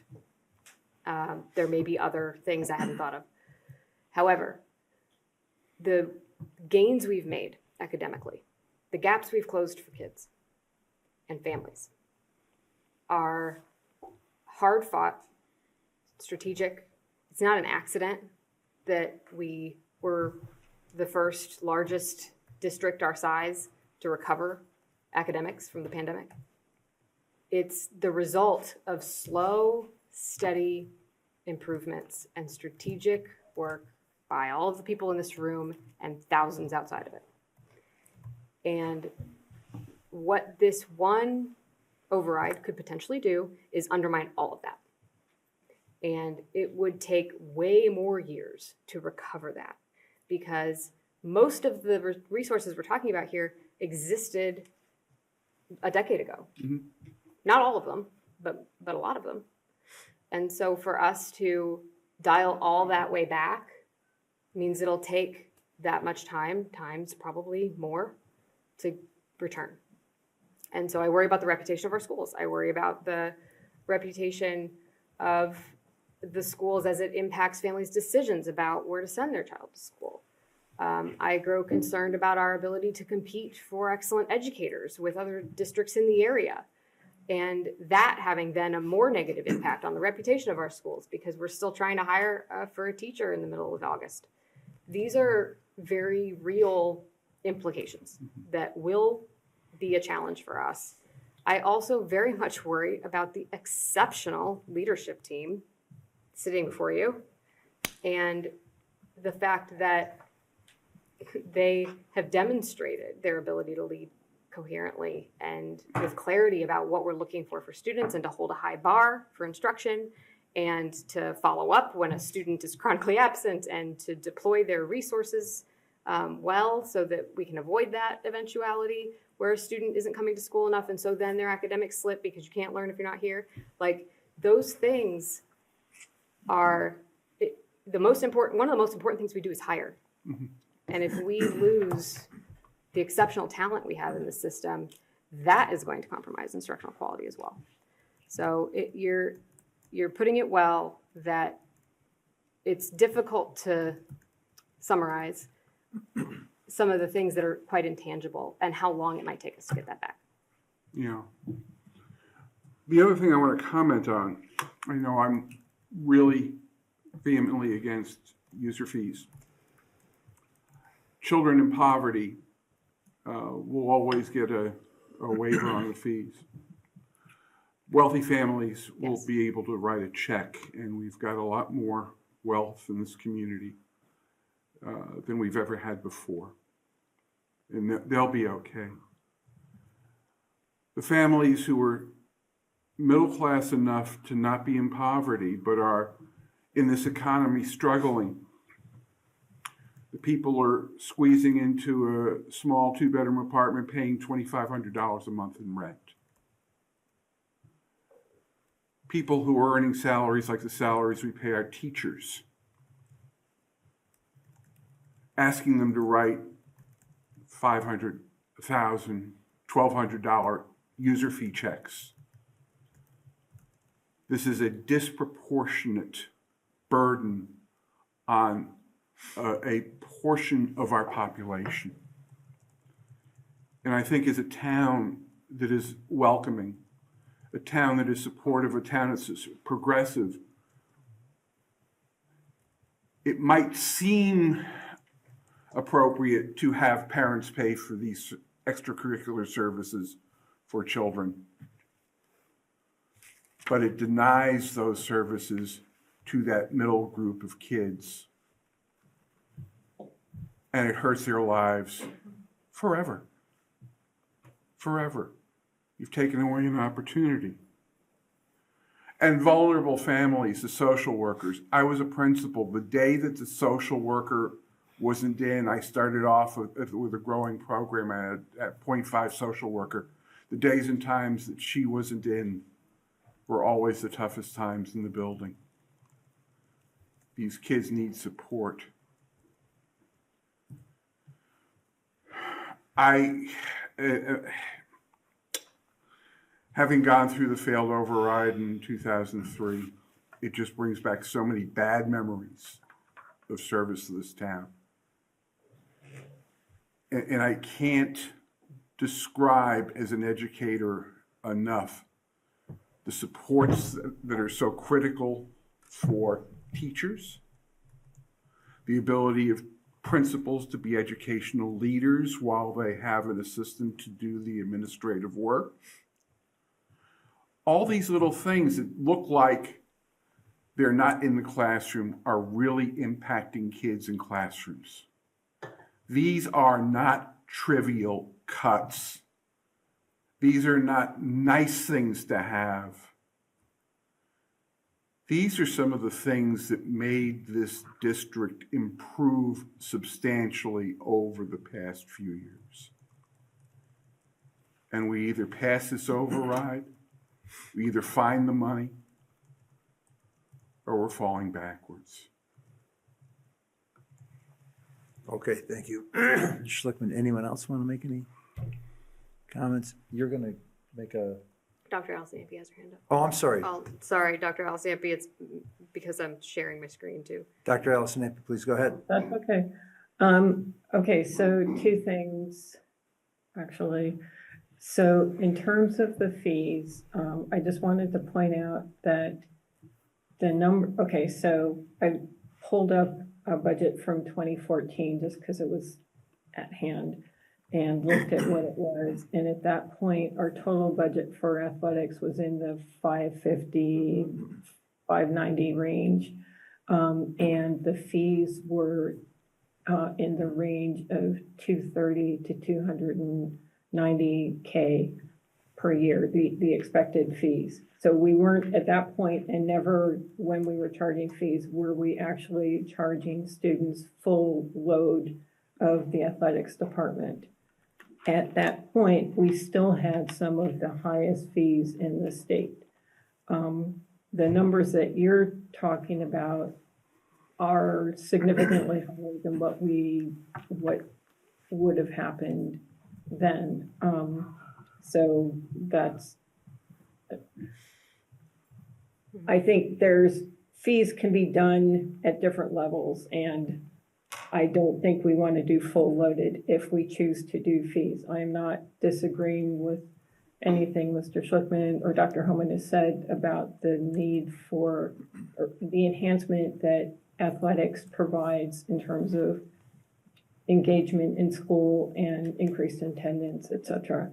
But I'd rather charge fees than close certain athletic programs, which is what other schools have done in similar situations. So that's one thing. Then the other thing is, it's when we're talking about looking back at when we had these things before, we actually need to look back 2 decades. I think Mr. Schlickman mentioned this, but most of this stuff has been being added back. I mean, it was gone when, in 2010, when I joined the school committee, most of it. And the leadership at the superintendent level and stuff was much diminished compared to now. And there were significant problems because of that, and I would not recommend going back to that. So I'm just saying that it has not just taken us a decade to build back, it's taken us 20 years. So that's all. Can I speak to fees? So I did look back in time when we were considering our options for what level to sort of place the reduction at for fees. One of the challenges associated with that is, again, if not this level, then what else do we take from? And I couldn't come up with an answer. However, we did end up with enough potential scenarios that worked that we chose the less impactful of the couple different fee options. It's not to say we couldn't come up with a third version of this where we are absorbing more of the cost, or take a look at the structure of which stipends we fill and which stipends we choose not to. We have developed, because we have some pretty huge teams, particularly cross country is a gigantic team now. We've added assistant coaches to some of those teams. So for our non-cut sports in particular, we now have more stipends, and that's why we pay out more for athletics. And so we could offset a portion of that. We could take a look at whether we continue to fill all of those stipends, and that could lower the cost burden to families. But it would be, most of what we're looking at is, would we offset that is currently on the general fund? What degree of that do we offset? Because if we don't offset this amount, we've got to go find that amount somewhere else.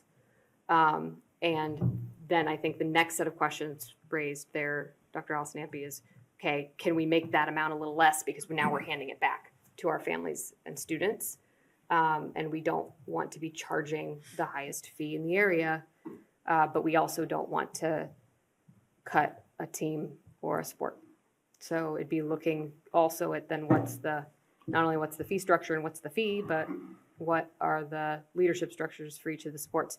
The nice thing about having assistant coaches on a lot of these teams is that then you have another pair of eyes during tryouts. It's easier to implement and be consistent during the tryout process, or even during practice. If it's not a cut sport and there aren't tryouts, maintaining safety for a cross-country team that's running literally all over town is easier when you have 2 people. So those are all things we'll have to consider. I just want to reiterate to what I was saying was, even with fees, not maybe 60% of the full cost of athletics, we had the highest fees in the state. Right. So this would be way up there. I mean, much higher. So I just want to make a quick, any other points? So I just a couple of quick points, and then I think we're going to talk about future years, right? That's what you want to do next, right? Yeah. Okay, so. Alternatives first. And then alternatives, right. So I'm very grateful the superintendent took the time to make these recommendations.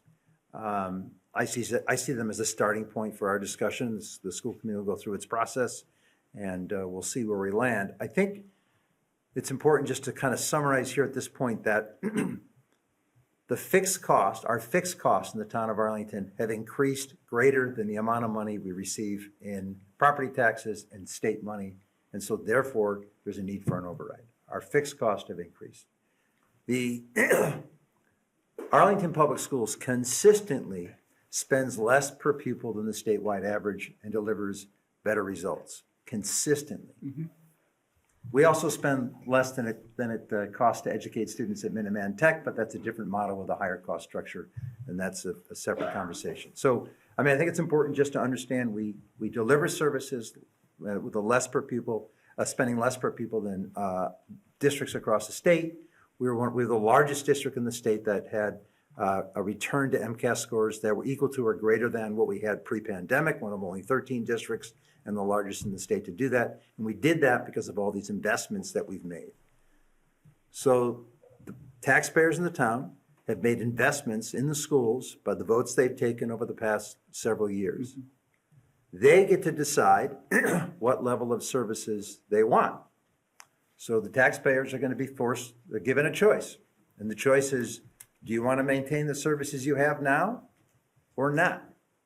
And however they vote, we in leadership have to respect that. But that's how the vote is. It's, do you want to maintain the services you have right now?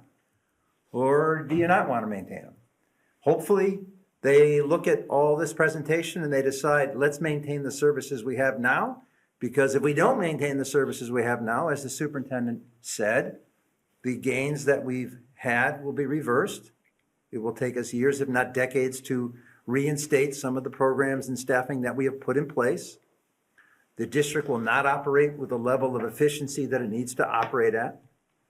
Our standards and expectations will lower, and that will lead to lower performance by our students, whether we want to acknowledge that or not. That's what happens in any organization. When you're not operating at peak efficiency, you're not operating efficiently, all of a sudden your standards go down all across the board. So it's going to be up to the voters. It'll be up to those involved in the override campaign to clearly explain this to the voters and to give them an opportunity. We all know that votes matter. How you vote in any election will have consequences for years, if not decades to come. And so the voters will have to consider what we present to them, and they'll have to decide what they want to do. And we all have a hope that they're going to look at this and they're going to say, let's maintain services the way we have them. It would be silly to go backwards. It would hurt the investment we, the voters, have made in this town. It's not a good investment. It's not a good economic decision to go backwards. We hope the majority of people see it that way, but we never know until they go to the polls and make their decision. That's how it works. So we shall see what they want to do when we get to that point. But I want to thank the superintendent for putting all this in black and white for us, and I like the way you summarized it at the beginning. Now you're going to talk about other alternatives we could consider Yes. and the future. Okay. Yep. Go ahead. Don't take too long. We've had enough. I'm trying.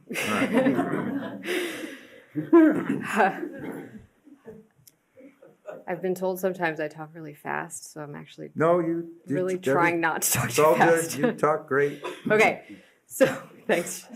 What am I supposed to say? You're a great talker, Dr. Hogan. I know. Yeah. I've been told this before. Keep Okay, going. so these are alternatives to the glorious things I just reviewed. These are worse, so I'm sorry. But if you wanted to discuss any of these, it at least gives you the ability to do the thought experiment where you can consider whether or not one of these might give us an idea that allows us to tweak one of the other reduction options. Most of these are things that maybe were in the original list, maybe were in the 28-29 list and have moved around, and so they landed here in the alternatives list. A lot of them are alternative options to other things already in the list. So that is true of actually both of these. These are lower savings alternatives to the central office options in the list. So we were particularly concerned about the loss of some of those operational functions, knowing that we have more programming now and not really more staff that we could consider. One would be to, instead of consolidating or eliminating positions on the school side, consolidating any of those functions with similar town departments. So, for example, we share staff with the facilities department, with the IT department. We could look at other departments and ask whether or not it might make sense for us to consolidate with the town's DEI office, our Equity, Access, and Opportunity office. I don't know that I see an elegant solution here, mostly because of the very different ways in which those roles play out on town and school sides and the different supports that they offer. But it is something we could explore and consider if we wanted to. That should say 1.0 FTE because it would be 1 and 1 and we would combine them. We could consolidate only the administrator roles and leave some of the other functions in place with the other staff in the offices. One of the challenges there is that you then combine sort of inelegantly, similar to the director positions, functions that are very different and that do different things and support different people, and you sort of group it into one large department. And so that's why that one's not recommended, but actually both of these, well, really 1.3 is part of 1.2 that I already presented. The sort of elimination of non-critical functions in a couple of offices. This would just be an alternative to that would save us less money. We could, like I talked about earlier, we could, instead of having split teacher administrator roles, we could combine non-core specialist, and I say non-core as if it's not core to the work we do. It is, that's not the case, but it's called a non-core license, which is why I use that term. We could combine specialist leadership roles into larger K-12 departments. There are a number of different ways we might consider doing that. All of them mean that someone is leading a content area as a content leader that they don't know the content of. Not great. So that's why we haven't recommended that one. We could reduce administrative assistants at Arlington High School, thinking about school-based enrollment, try to see if we can consolidate some functions somewhere where there are roles that are similar, but it would slow down response times.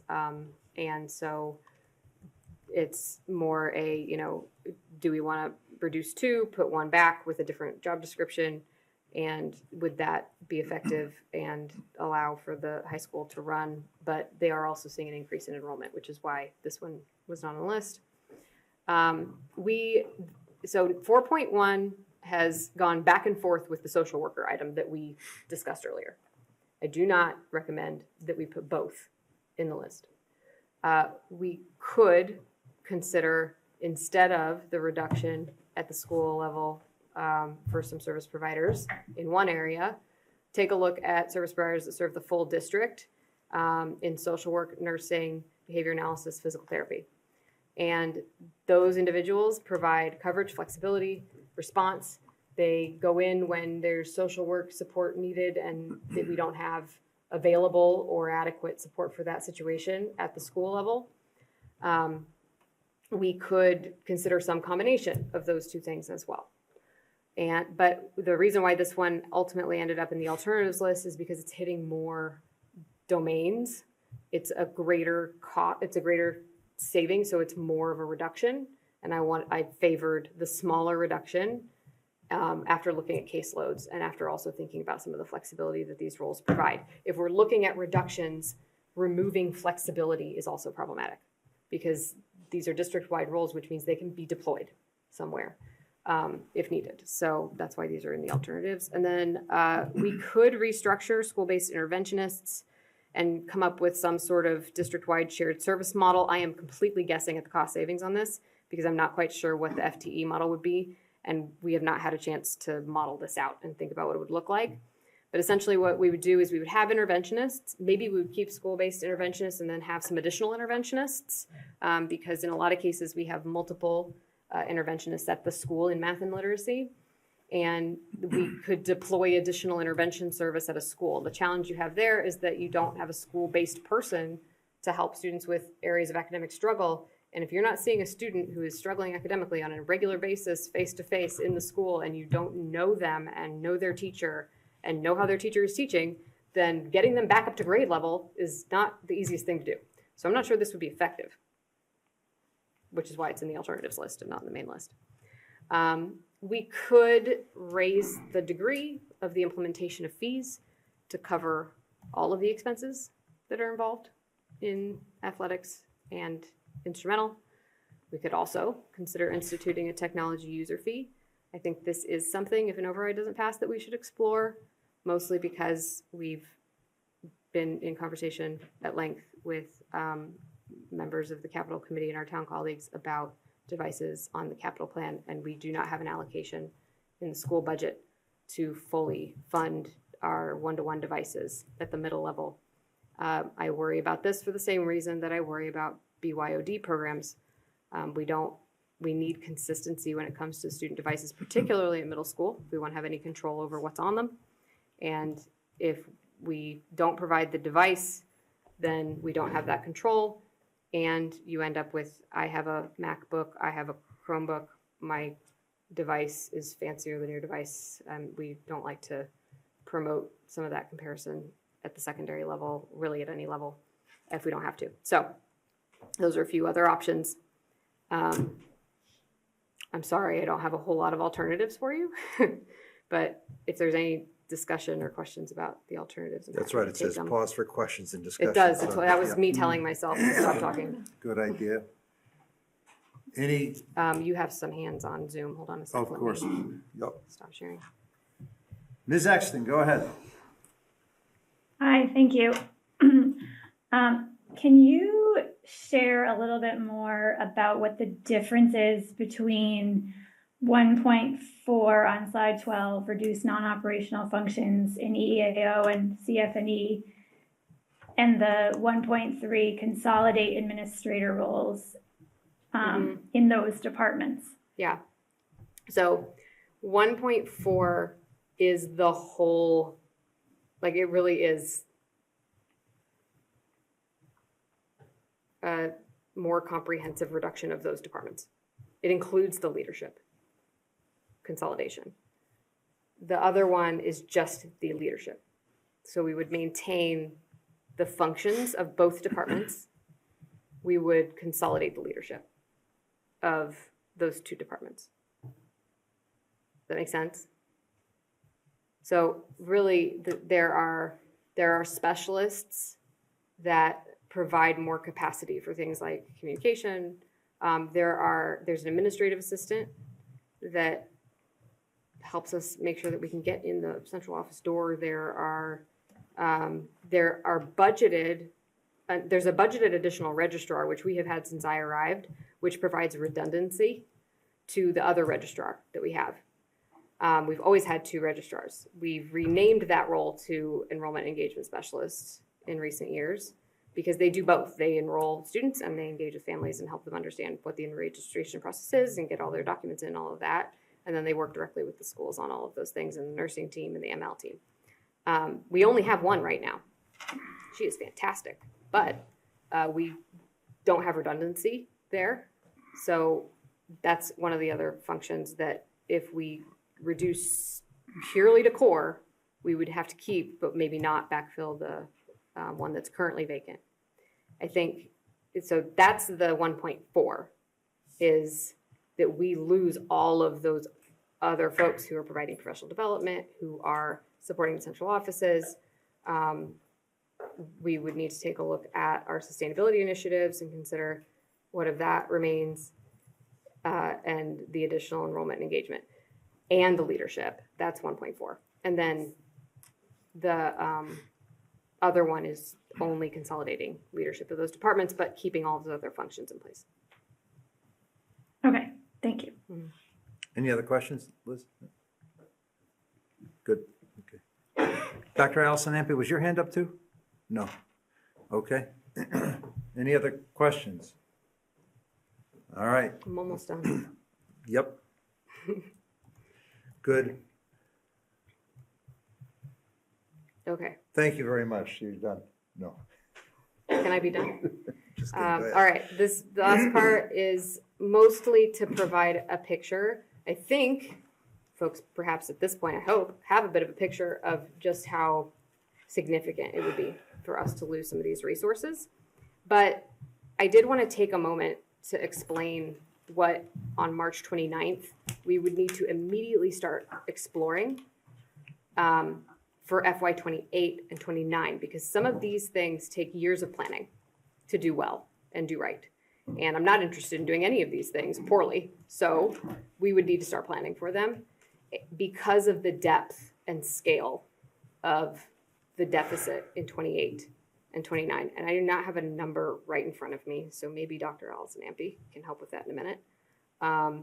But it is a much larger deficit in 28 and 29. We're talking double digits. And we would need to identify more than what I'm about to roll through in savings in order to get to the bottom line and balance the budget if we didn't pass an override before FY 28. So in addition to looking at our, so the first category is continuing in the work to restructure our curriculum leadership. The first thing we would perhaps look at is what else could we combine now that we've done this in some areas. We have pre-K to 12 directors in math, ELA, science, and world languages, and math, ELA, sorry, history, thank you. And we could combine those into pre-K to 12 STEM and humanities. Again, you have content area experts who are there for content area leadership, leading content areas they do not know. Very problematic and significant compromising of instructional quality in that case, and significant compromising of accountability, because these are some of the first folks that coach new teachers in how to teach their content. We assign, when we do evaluation assignments, we assign new teachers to the director unilaterally, because the director is the one who can help them get to know their craft and understand what it means to be an excellent civics teacher, for example. So we really don't want to have to do this.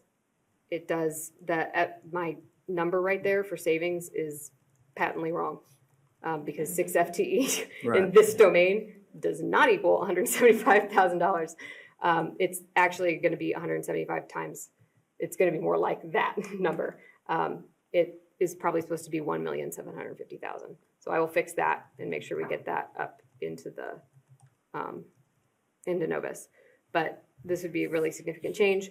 We could eliminate all coaching in schools and content areas for a total of $1.2-ish million. And or we could eliminate the 2 core curriculum specialists, area specialists that we have in the district. This is in science and social studies.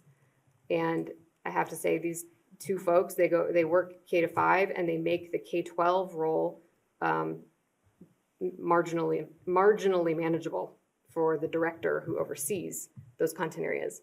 And in particular, these 2 specialists spend a ton of time in classrooms. They spend a ton of time delivering cockroaches to classrooms. I don't know if any of you have met them, but they're cockroaches and they freak me out.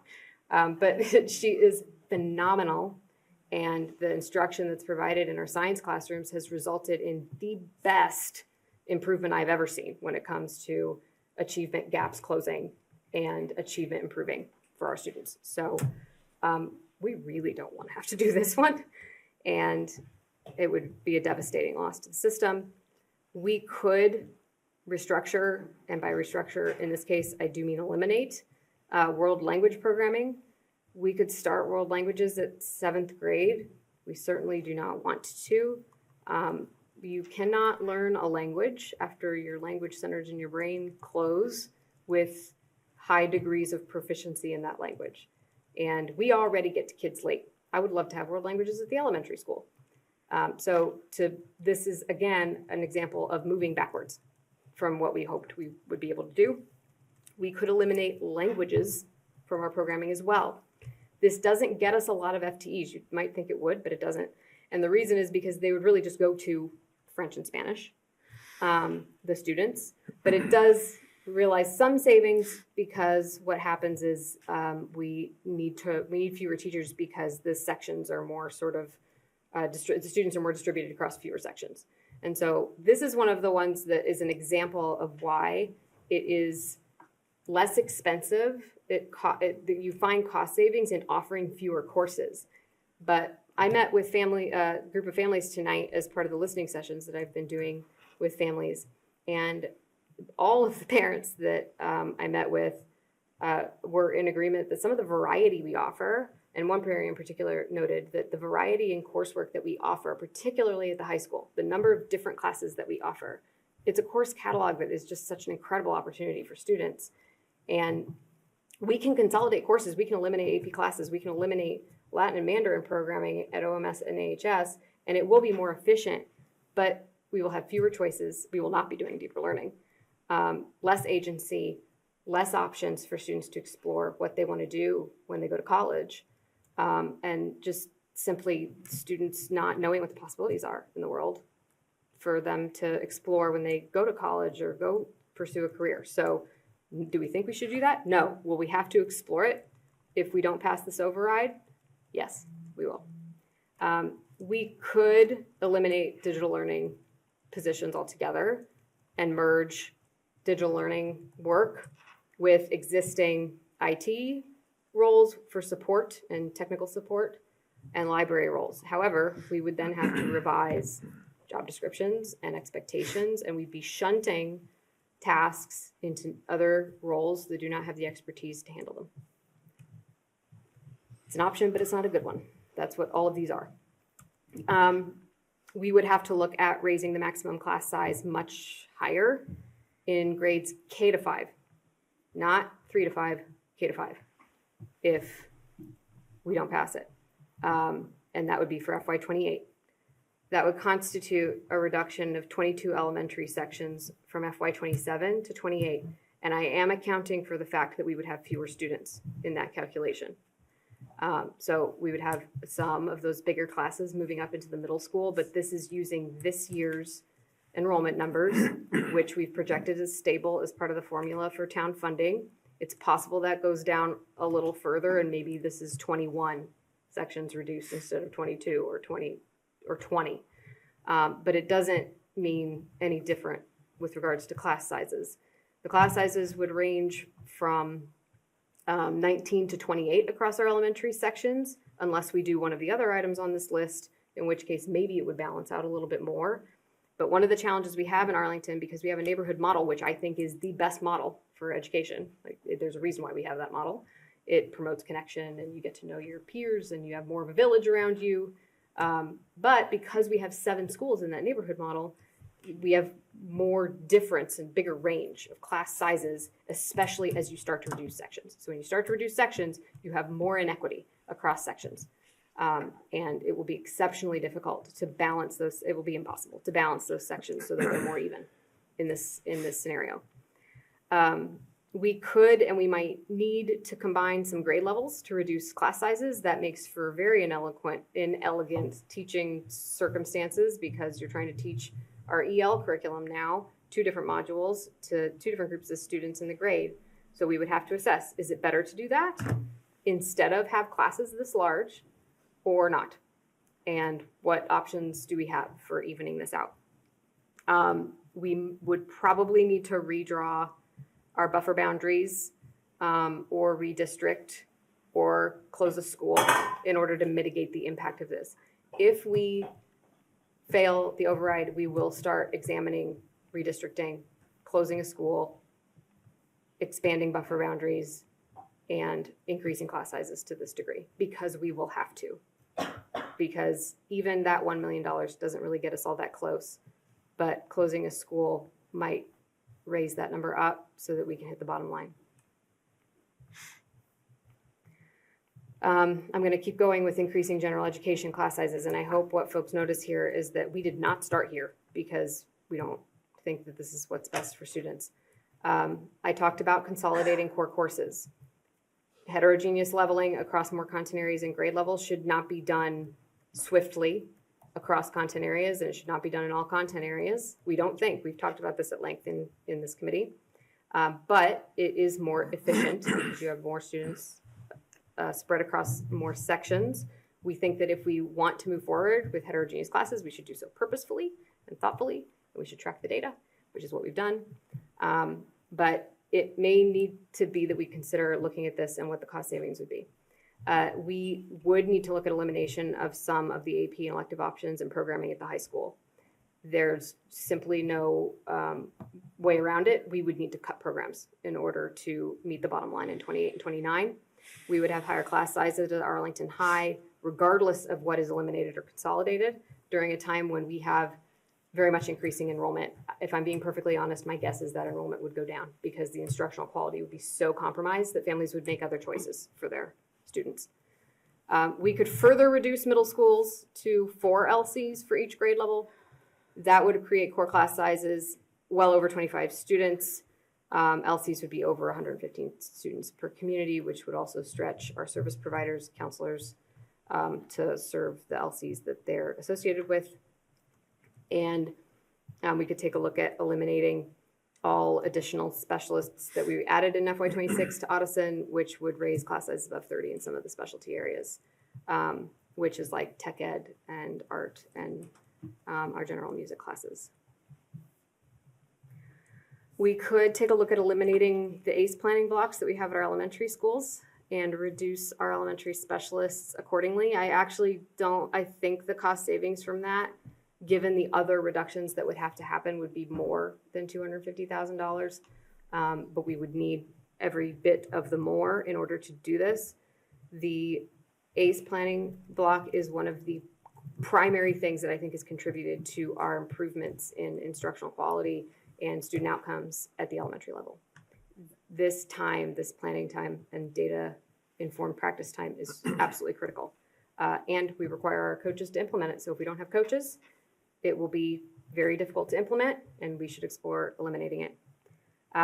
We could reduce one or more of our bus drivers. We would be, I know one of the committee members had talked about eliminating some bus runs. At the moment, a lot of the bus runs that are not regulatory are kind of offset by a fee that's associated with the bus. We would definitely eliminate some of those optional non-regulatory transportation options that we have because there are like maintenance costs that comes with the bus as a result of running it. And so we would just move down to only running what is regulatorily required, which we already wish that we could run more than is regulatorily required by the state. That would mean the elimination of bus drivers and probably some of our bus fleet. And that is not even the beginning of scratching the surface of the scenarios we would need to explore in 28 and 29 should we not pass an override. And that planning would begin immediately after the vote. We know that doing some of these things would be very detrimental to our students, would have larger achievement gaps, we'd be eliminating programming, we'd see declining achievement, lack of access to extracurricular programming, and that's really for all of them. Potential loss of one of our beloved neighborhood schools. Families would have just severe and significant disruption to their children's education because they would be reassigned to another school in the middle of their elementary careers. These are deep and damaging cuts to our schools. We will lose families to private schools as a result. We will significantly impact teacher retention and leadership retention, and ultimately the reputation of our schools. And that's it. That is sobering. Okay. Comments or questions? Anybody want to make a comment or a question? Dr. Allison Ampe, go ahead. And, Ms. Exton had her hand up first. Ms. Exton, then Ms. Sorry, I'm sorry. Ms. Exton, go ahead. Thank you. Sorry, I think I kept putting it up and down. So thank you, Dr. Homan, for all of this. I just want to say that this is one of the most difficult conversations that a school committee has to have. And we've been fortunate in Arlington in my tenure on the school committee, but I was also just thinking about even in the 12, 13 years that a current senior has been in APS to not have to have this kind of a conversation. And so I think that it's, well, some of my colleagues have mentioned, 15 years, 20 years ago this happened. Those of us that have children in the schools now have not had this experience. And so I think, as Mr. Thielman just said, it's very sobering. And I also have a lens that I have been a part of these conversations professionally. And so first, I just want to publicly thank Dr. Homan for holding a meeting with her faculty and staff this afternoon to share these reductions with her staff first. Never in my experience have I had a superintendent meet with me and my staff, the staff directly to share this. And I think it just shows how much she cares about this district and how difficult this process has been for her. And so, Dr. Homan, thank you for having that opportunity and for thinking about how this message has been received by the educators and staff in Arlington. I also think this has been an incredibly thoughtful and careful process that has brought us where we are today. These suggestions are not rushed. They're not haphazard. I know they've gone through a lot of iterations, a lot of input. And so while it is very difficult and hard to hear these suggestions, there's a lot of thought I know that has gone into it. And so I just appreciate that. For teachers and staff in APS that are watching this, I also want to recognize how uncomfortable and difficult this is for all of you. I understand now that you're all sitting with a lot of uncertainty, and I just want you all to know that it does not diminish the importance of your work. I think, in fact, this presentation highlights the value of every role in the district and how this district has been successful because of the way that each educator teaches, supports, and elevates the level of learning for our students. I think that the reductions shared tonight are the unfortunate consequence of a number of systems at the state level that have failed our communities and our classrooms. And I know that the next few months will be difficult and uncomfortable, and I wish there was a way to alleviate some of that stress sooner rather than later for our staff. I also want to emphasize that the school committee also asked that many positions as far away from student-facing roles be reduced, but the reality, as you've heard, is that there's no way to make the reduction this big without impacting student-facing roles. And in fairness, as Dr. Homan has said many times this evening, even the non-student-facing roles support those who face students every day. So there are huge losses here in every aspect of this presentation. And then I just want to close by saying that Dr. Homan clearly stated the implications of these cuts, but she's humbly glossed over a number of times the significant amount of progress that the district has made over the last 5 years under her leadership. Improvements in student outcomes, decreases in chronic absenteeism, improvements in student experiences, an increase in access to sports and music, improvements in community and family engagement, and improvements in the experiences of students from underrepresented and marginalized groups. And I think all of these reductions are going to send this district backwards, and that is not the direction that any of us on the committee or in the schools want to go. And so, we have a few more weeks of difficult conversations and decisions to make among a variety of bad options. But I know that this committee and the community will come together to support our schools. So thank you. Thank you, Ms. Exton. That was well said. Dr. Allison Ampe. Thank you. First, I want to applaud, and I can't echo what Ms. Exton said because I'm not as eloquent, but I appreciate all of her sentiment and feel it was really well put and agree with it. I was mainly just chiming in with the numbers that Dr. Homan had wanted me to pull up, which is that in FY28, as of December, as of the long-range plan given to us in December, the deficit was going to be 18.9 million. In FY29, it was like 24 something million. These numbers change a lot from month to month and sheet to sheet. So because of differing assumptions and projections and things, but the bottom line is those numbers are very, very big. The school department would not absorb all of those differences. It would be split between the town and the school, probably in proportion. So we would absorb maybe 60% in the town, 40% or something. But they're huge numbers. And that's all I can say. It's just, I really hope we don't go there. Thank you. Thank you. Yeah, of course. I want to thank Ms. Exton because she said what I think all of us are thinking incredibly well. I also want to say that I know that I listened in on the superintendent's presentation to staff this afternoon. Staff had really thoughtful questions, and I hope they continue to ask them.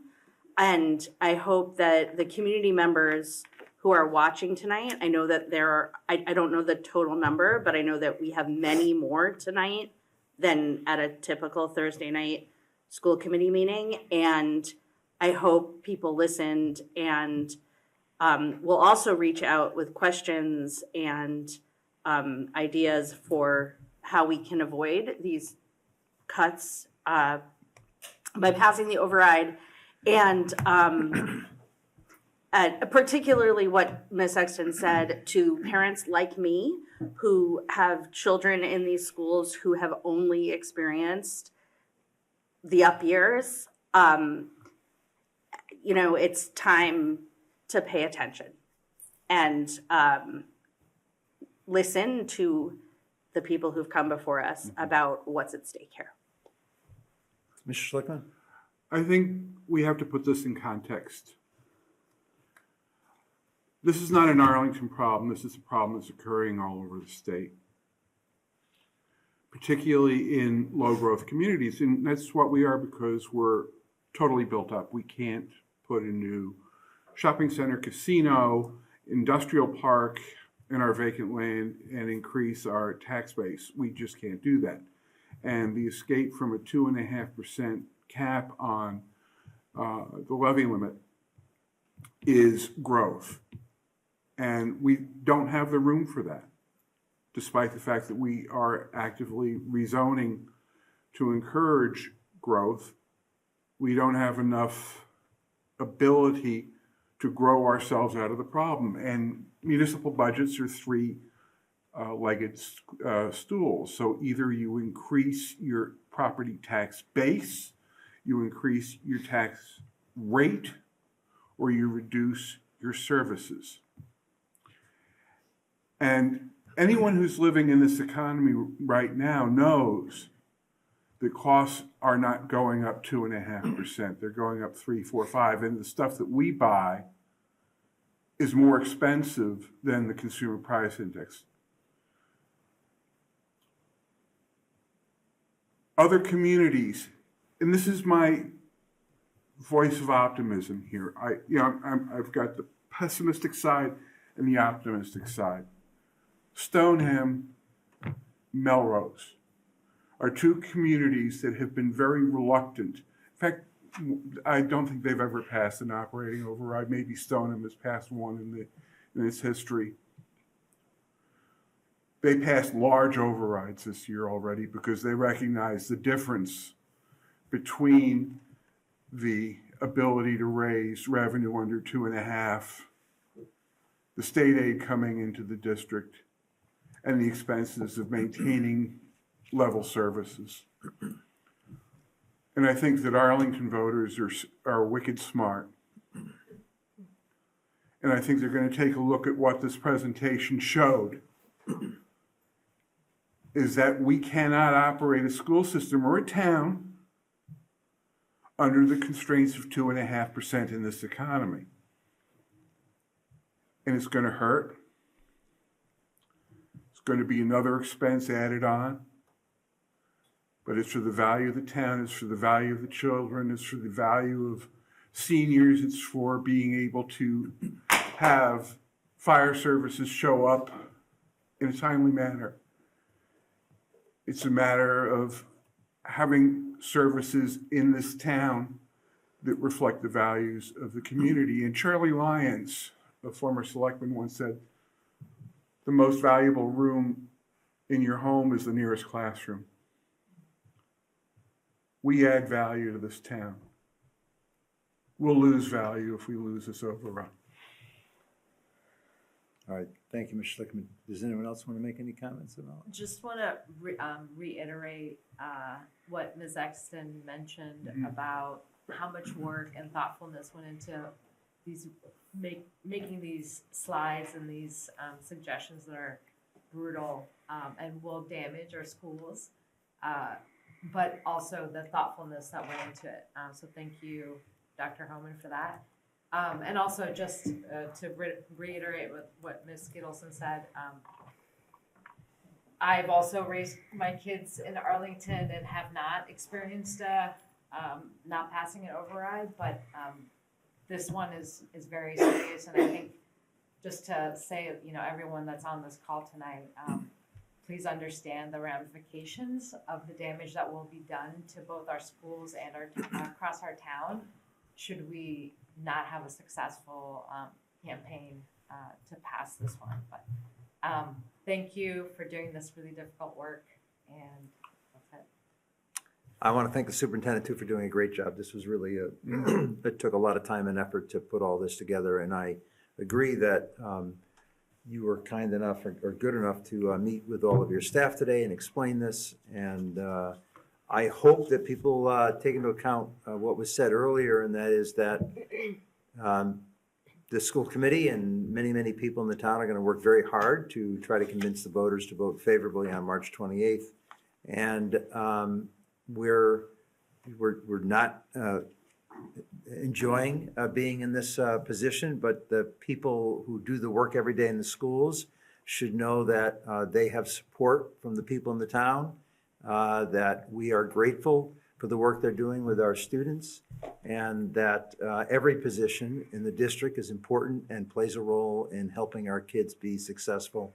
And so we appreciate all of you and all of your teams and all the people that are working very hard. So please know that this community cares about what you do and admires what you do and is grateful, and the school committee certainly is grateful for all the work you do every day.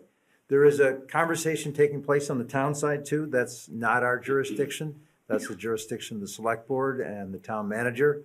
And they will be talking about the impact as well at a later date. So the town will get the chance to get all sorts of information. I always believe that if you level with voters and you give them the facts, they'll make the right decision, and I'm confident that'll happen this time as well. So we're going to close this part of the meeting. Right. Right. I think Dr. Homan has been talking for 2.5 hours, and so it's time for a break. So thank you very much. And we're going to move. Are you really going to do this? I'm not. Let's just waive it. All right. No, wait. I got something, but I'm not going to say much. All right, go ahead. Go ahead. There are students Superintendent's update. There are students enrolled in the Arlington Public Schools. If you'd like to know how many, you can open the enrollment report. Yeah. And Dr. Ford Walker, we needed some good news. Yes. So I thought maybe she could update you a little bit on the plans we have in place for Title I summer programming. Let's do that. Hi, good evening, everyone. Can you hear me? Absolutely. Is it working? Make sure it points to your mouth. This one is. Okay. Good evening, everyone. So the Teaching and Learning Department has been working to identify a few adjustments to the Title I summer program in order to provide increased access to programming for students. So a few of those adjustments I've been asked to share with the community tonight, and so I will do that. So again, the goal of the shift to the changes to the program was to make sure that we could provide increased access to families. And a few of those adjustments that we've identified to take place this summer include expanding the program from a 3-day per week program to a 4-day per week program. The program will run Monday, Tuesday, Wednesday, and Thursday. The program will no longer use a drop-in model, but rather a program that will run for the full morning. So programming will be from 8:30 to 12 o'clock.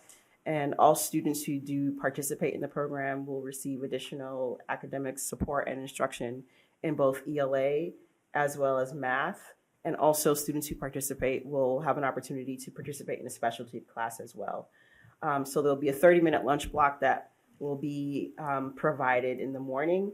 And that will help us with our partnership with the ACE Summer Fun program. So essentially providing this full morning of programming will help families experience a more of a seamless full day program experience for students. And so essentially we have been working with the ACE Summer program to make sure that we are kind of more in sync in terms of when we're communicating the information to families. Our timeline has bumped up earlier so that we can make sure that families know if their child has been invited to participate in the Title I program. And that will help families with basically accessing greater choices for their own children as it relates to the ACE Summer Fun program. What's happened in the past is that we've informed our families on the later and in the spring, and summer fun options have been limited at that point in time because all the choices have been selected. Not all, but most. And so this provides us with a little bit more time to make sure that we're providing a seamless program for all of the students who are participating. We're going to pilot these changes this year. We'll assess at the end of the summer to determine if the changes were successful, but also if it is desired by our families, if it's a desirable approach. So that's our plan for this summer. You might be wondering how on earth we're managing that whilst talking about budget cuts. And that is also part of the partnership, is that we're working with ACE. We know that the Summer Fun program in particular has been able to build up a balance there. And so one of the other assessments is sustainability. Is this, if we try it and it's popular, is it something we can sustain? And Title I specifically is for our students who are in low-income families or attend a school with particular threshold. And so this will hopefully allow for more students to take advantage of some of the resources associated with Title I programming, so that that sort of summer skill gap isn't as dramatic, and helps us continue down the trajectory we've been on for our students who need a little bit of extra support in the summer, but also help the parents have a full day of programming, or a half day of programming at least. And so thank you for the work that you've done to line up timing. We will have more updates because we've also been working on some of the other summer programming we have in place, but I just wanted a little bit of good news today. Thank you. Thank That's you, very Dr. nice. Cordwell. Anything else? No, I have no other updates. This is the only thing I've been All right. doing. All right, thank you very much. We next move to the consent agenda. All items listed with an asterisk are considered to be routine and will be enacted by one motion. There will be no separate discussion of these items unless a member of the school committee so requests, in which event the item will be considered in its normal sequence. Warrant number 26146 for $1,668,258.98 dated 12/23/2025. Warrant number 26159 for $3,268,387.48 dated December 18, 2025. Warrant number 26166 for $469,503.85 dated January 6, 2026. School committee draft meeting minutes December 18th, 2025, and a letter of intent revised from Barbara Goodman. May I have a motion? So moved. So moved. May I have a second? Second.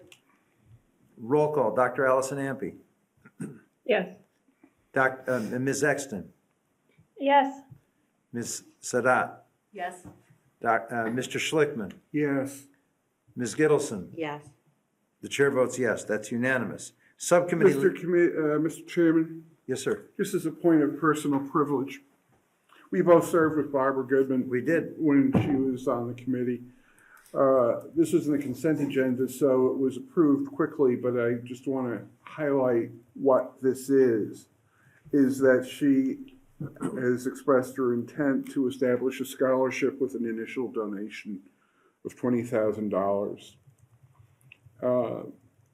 And she's hoping that it would be able to, at the start, fund a $1,000 annual scholarship for our students. And I think that is very touching and well worth mentioning in public session. Yes, I think that is.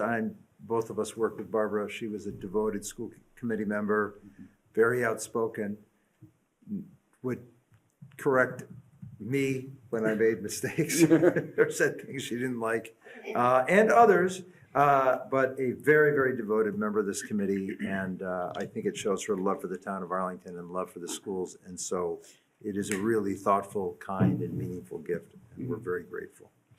So, so great. Thank you, Paul, for remembering those good times. Back when we failed an override. Yeah. Okay. She was there with that too. She was there. That's right. We were all there that night. Okay. Subcommittee liaison reports. Dr. Allison Ampe. Budget does not yet have a meeting scheduled, but I think we'll schedule one for next week. Thank you. And you have a forum on the 14th? Oh, yes.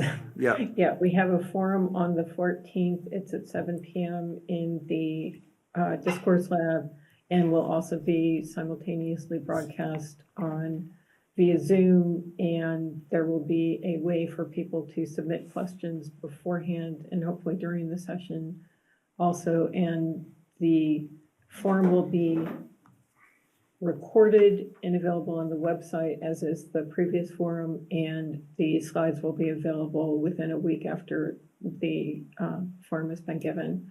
And this one's going to focus, I think, for the most part, on a lot of the information that we just saw, but giving people a chance, the families a chance to comment and just to hear it again, maybe in a little bit more layman's terms. Thank you. Community Relations, Ms. Gittleson? We have a meeting scheduled for, I think it's February 5th, and I was also going to plug the forum next week. Okay, thank you. Community Curriculum Instruction Assessment and Accountability, Ms. Exton? We met on Tuesday. We had a presentation by Dr. Ford Walker, Ms. Bronner and Dr. Hoyo on the Math Pathways Task Force. The slides that they presented are in Novus from that meeting. So if people are interested, I would recommend looking at those. We briefly discussed the superintendent's evaluation and are scheduling another meeting to continue that conversation. And I believe that is it. Okay, thank you very much, Ms. Exton. Thank you. Facilities, there's no report. Policies and procedures, Mr. Slickman? We're working on scheduling. Arlington High School Building Committee, we met last night, and the project is, obviously there's just a few last minute things that we're working on to close out the project, and that's actually going to take longer than you think. Liaison reports, announcements, future agenda items. Do we have an executive session? Do we? No, there's no executive session. Oh, my goodness. So I can now entertain a motion to adjourn. Dr. Allison Ampe, can you make the motion? Second by Ms. Exton. Thank you. So move. Okay. Yes. Yeah. Sorry, guys. I'm doing the best I can in this role. Dr. Allison Ampe, you got to vote. Oh, yes. Yes. On the motion to close the meeting. Ms. Exton. Yes.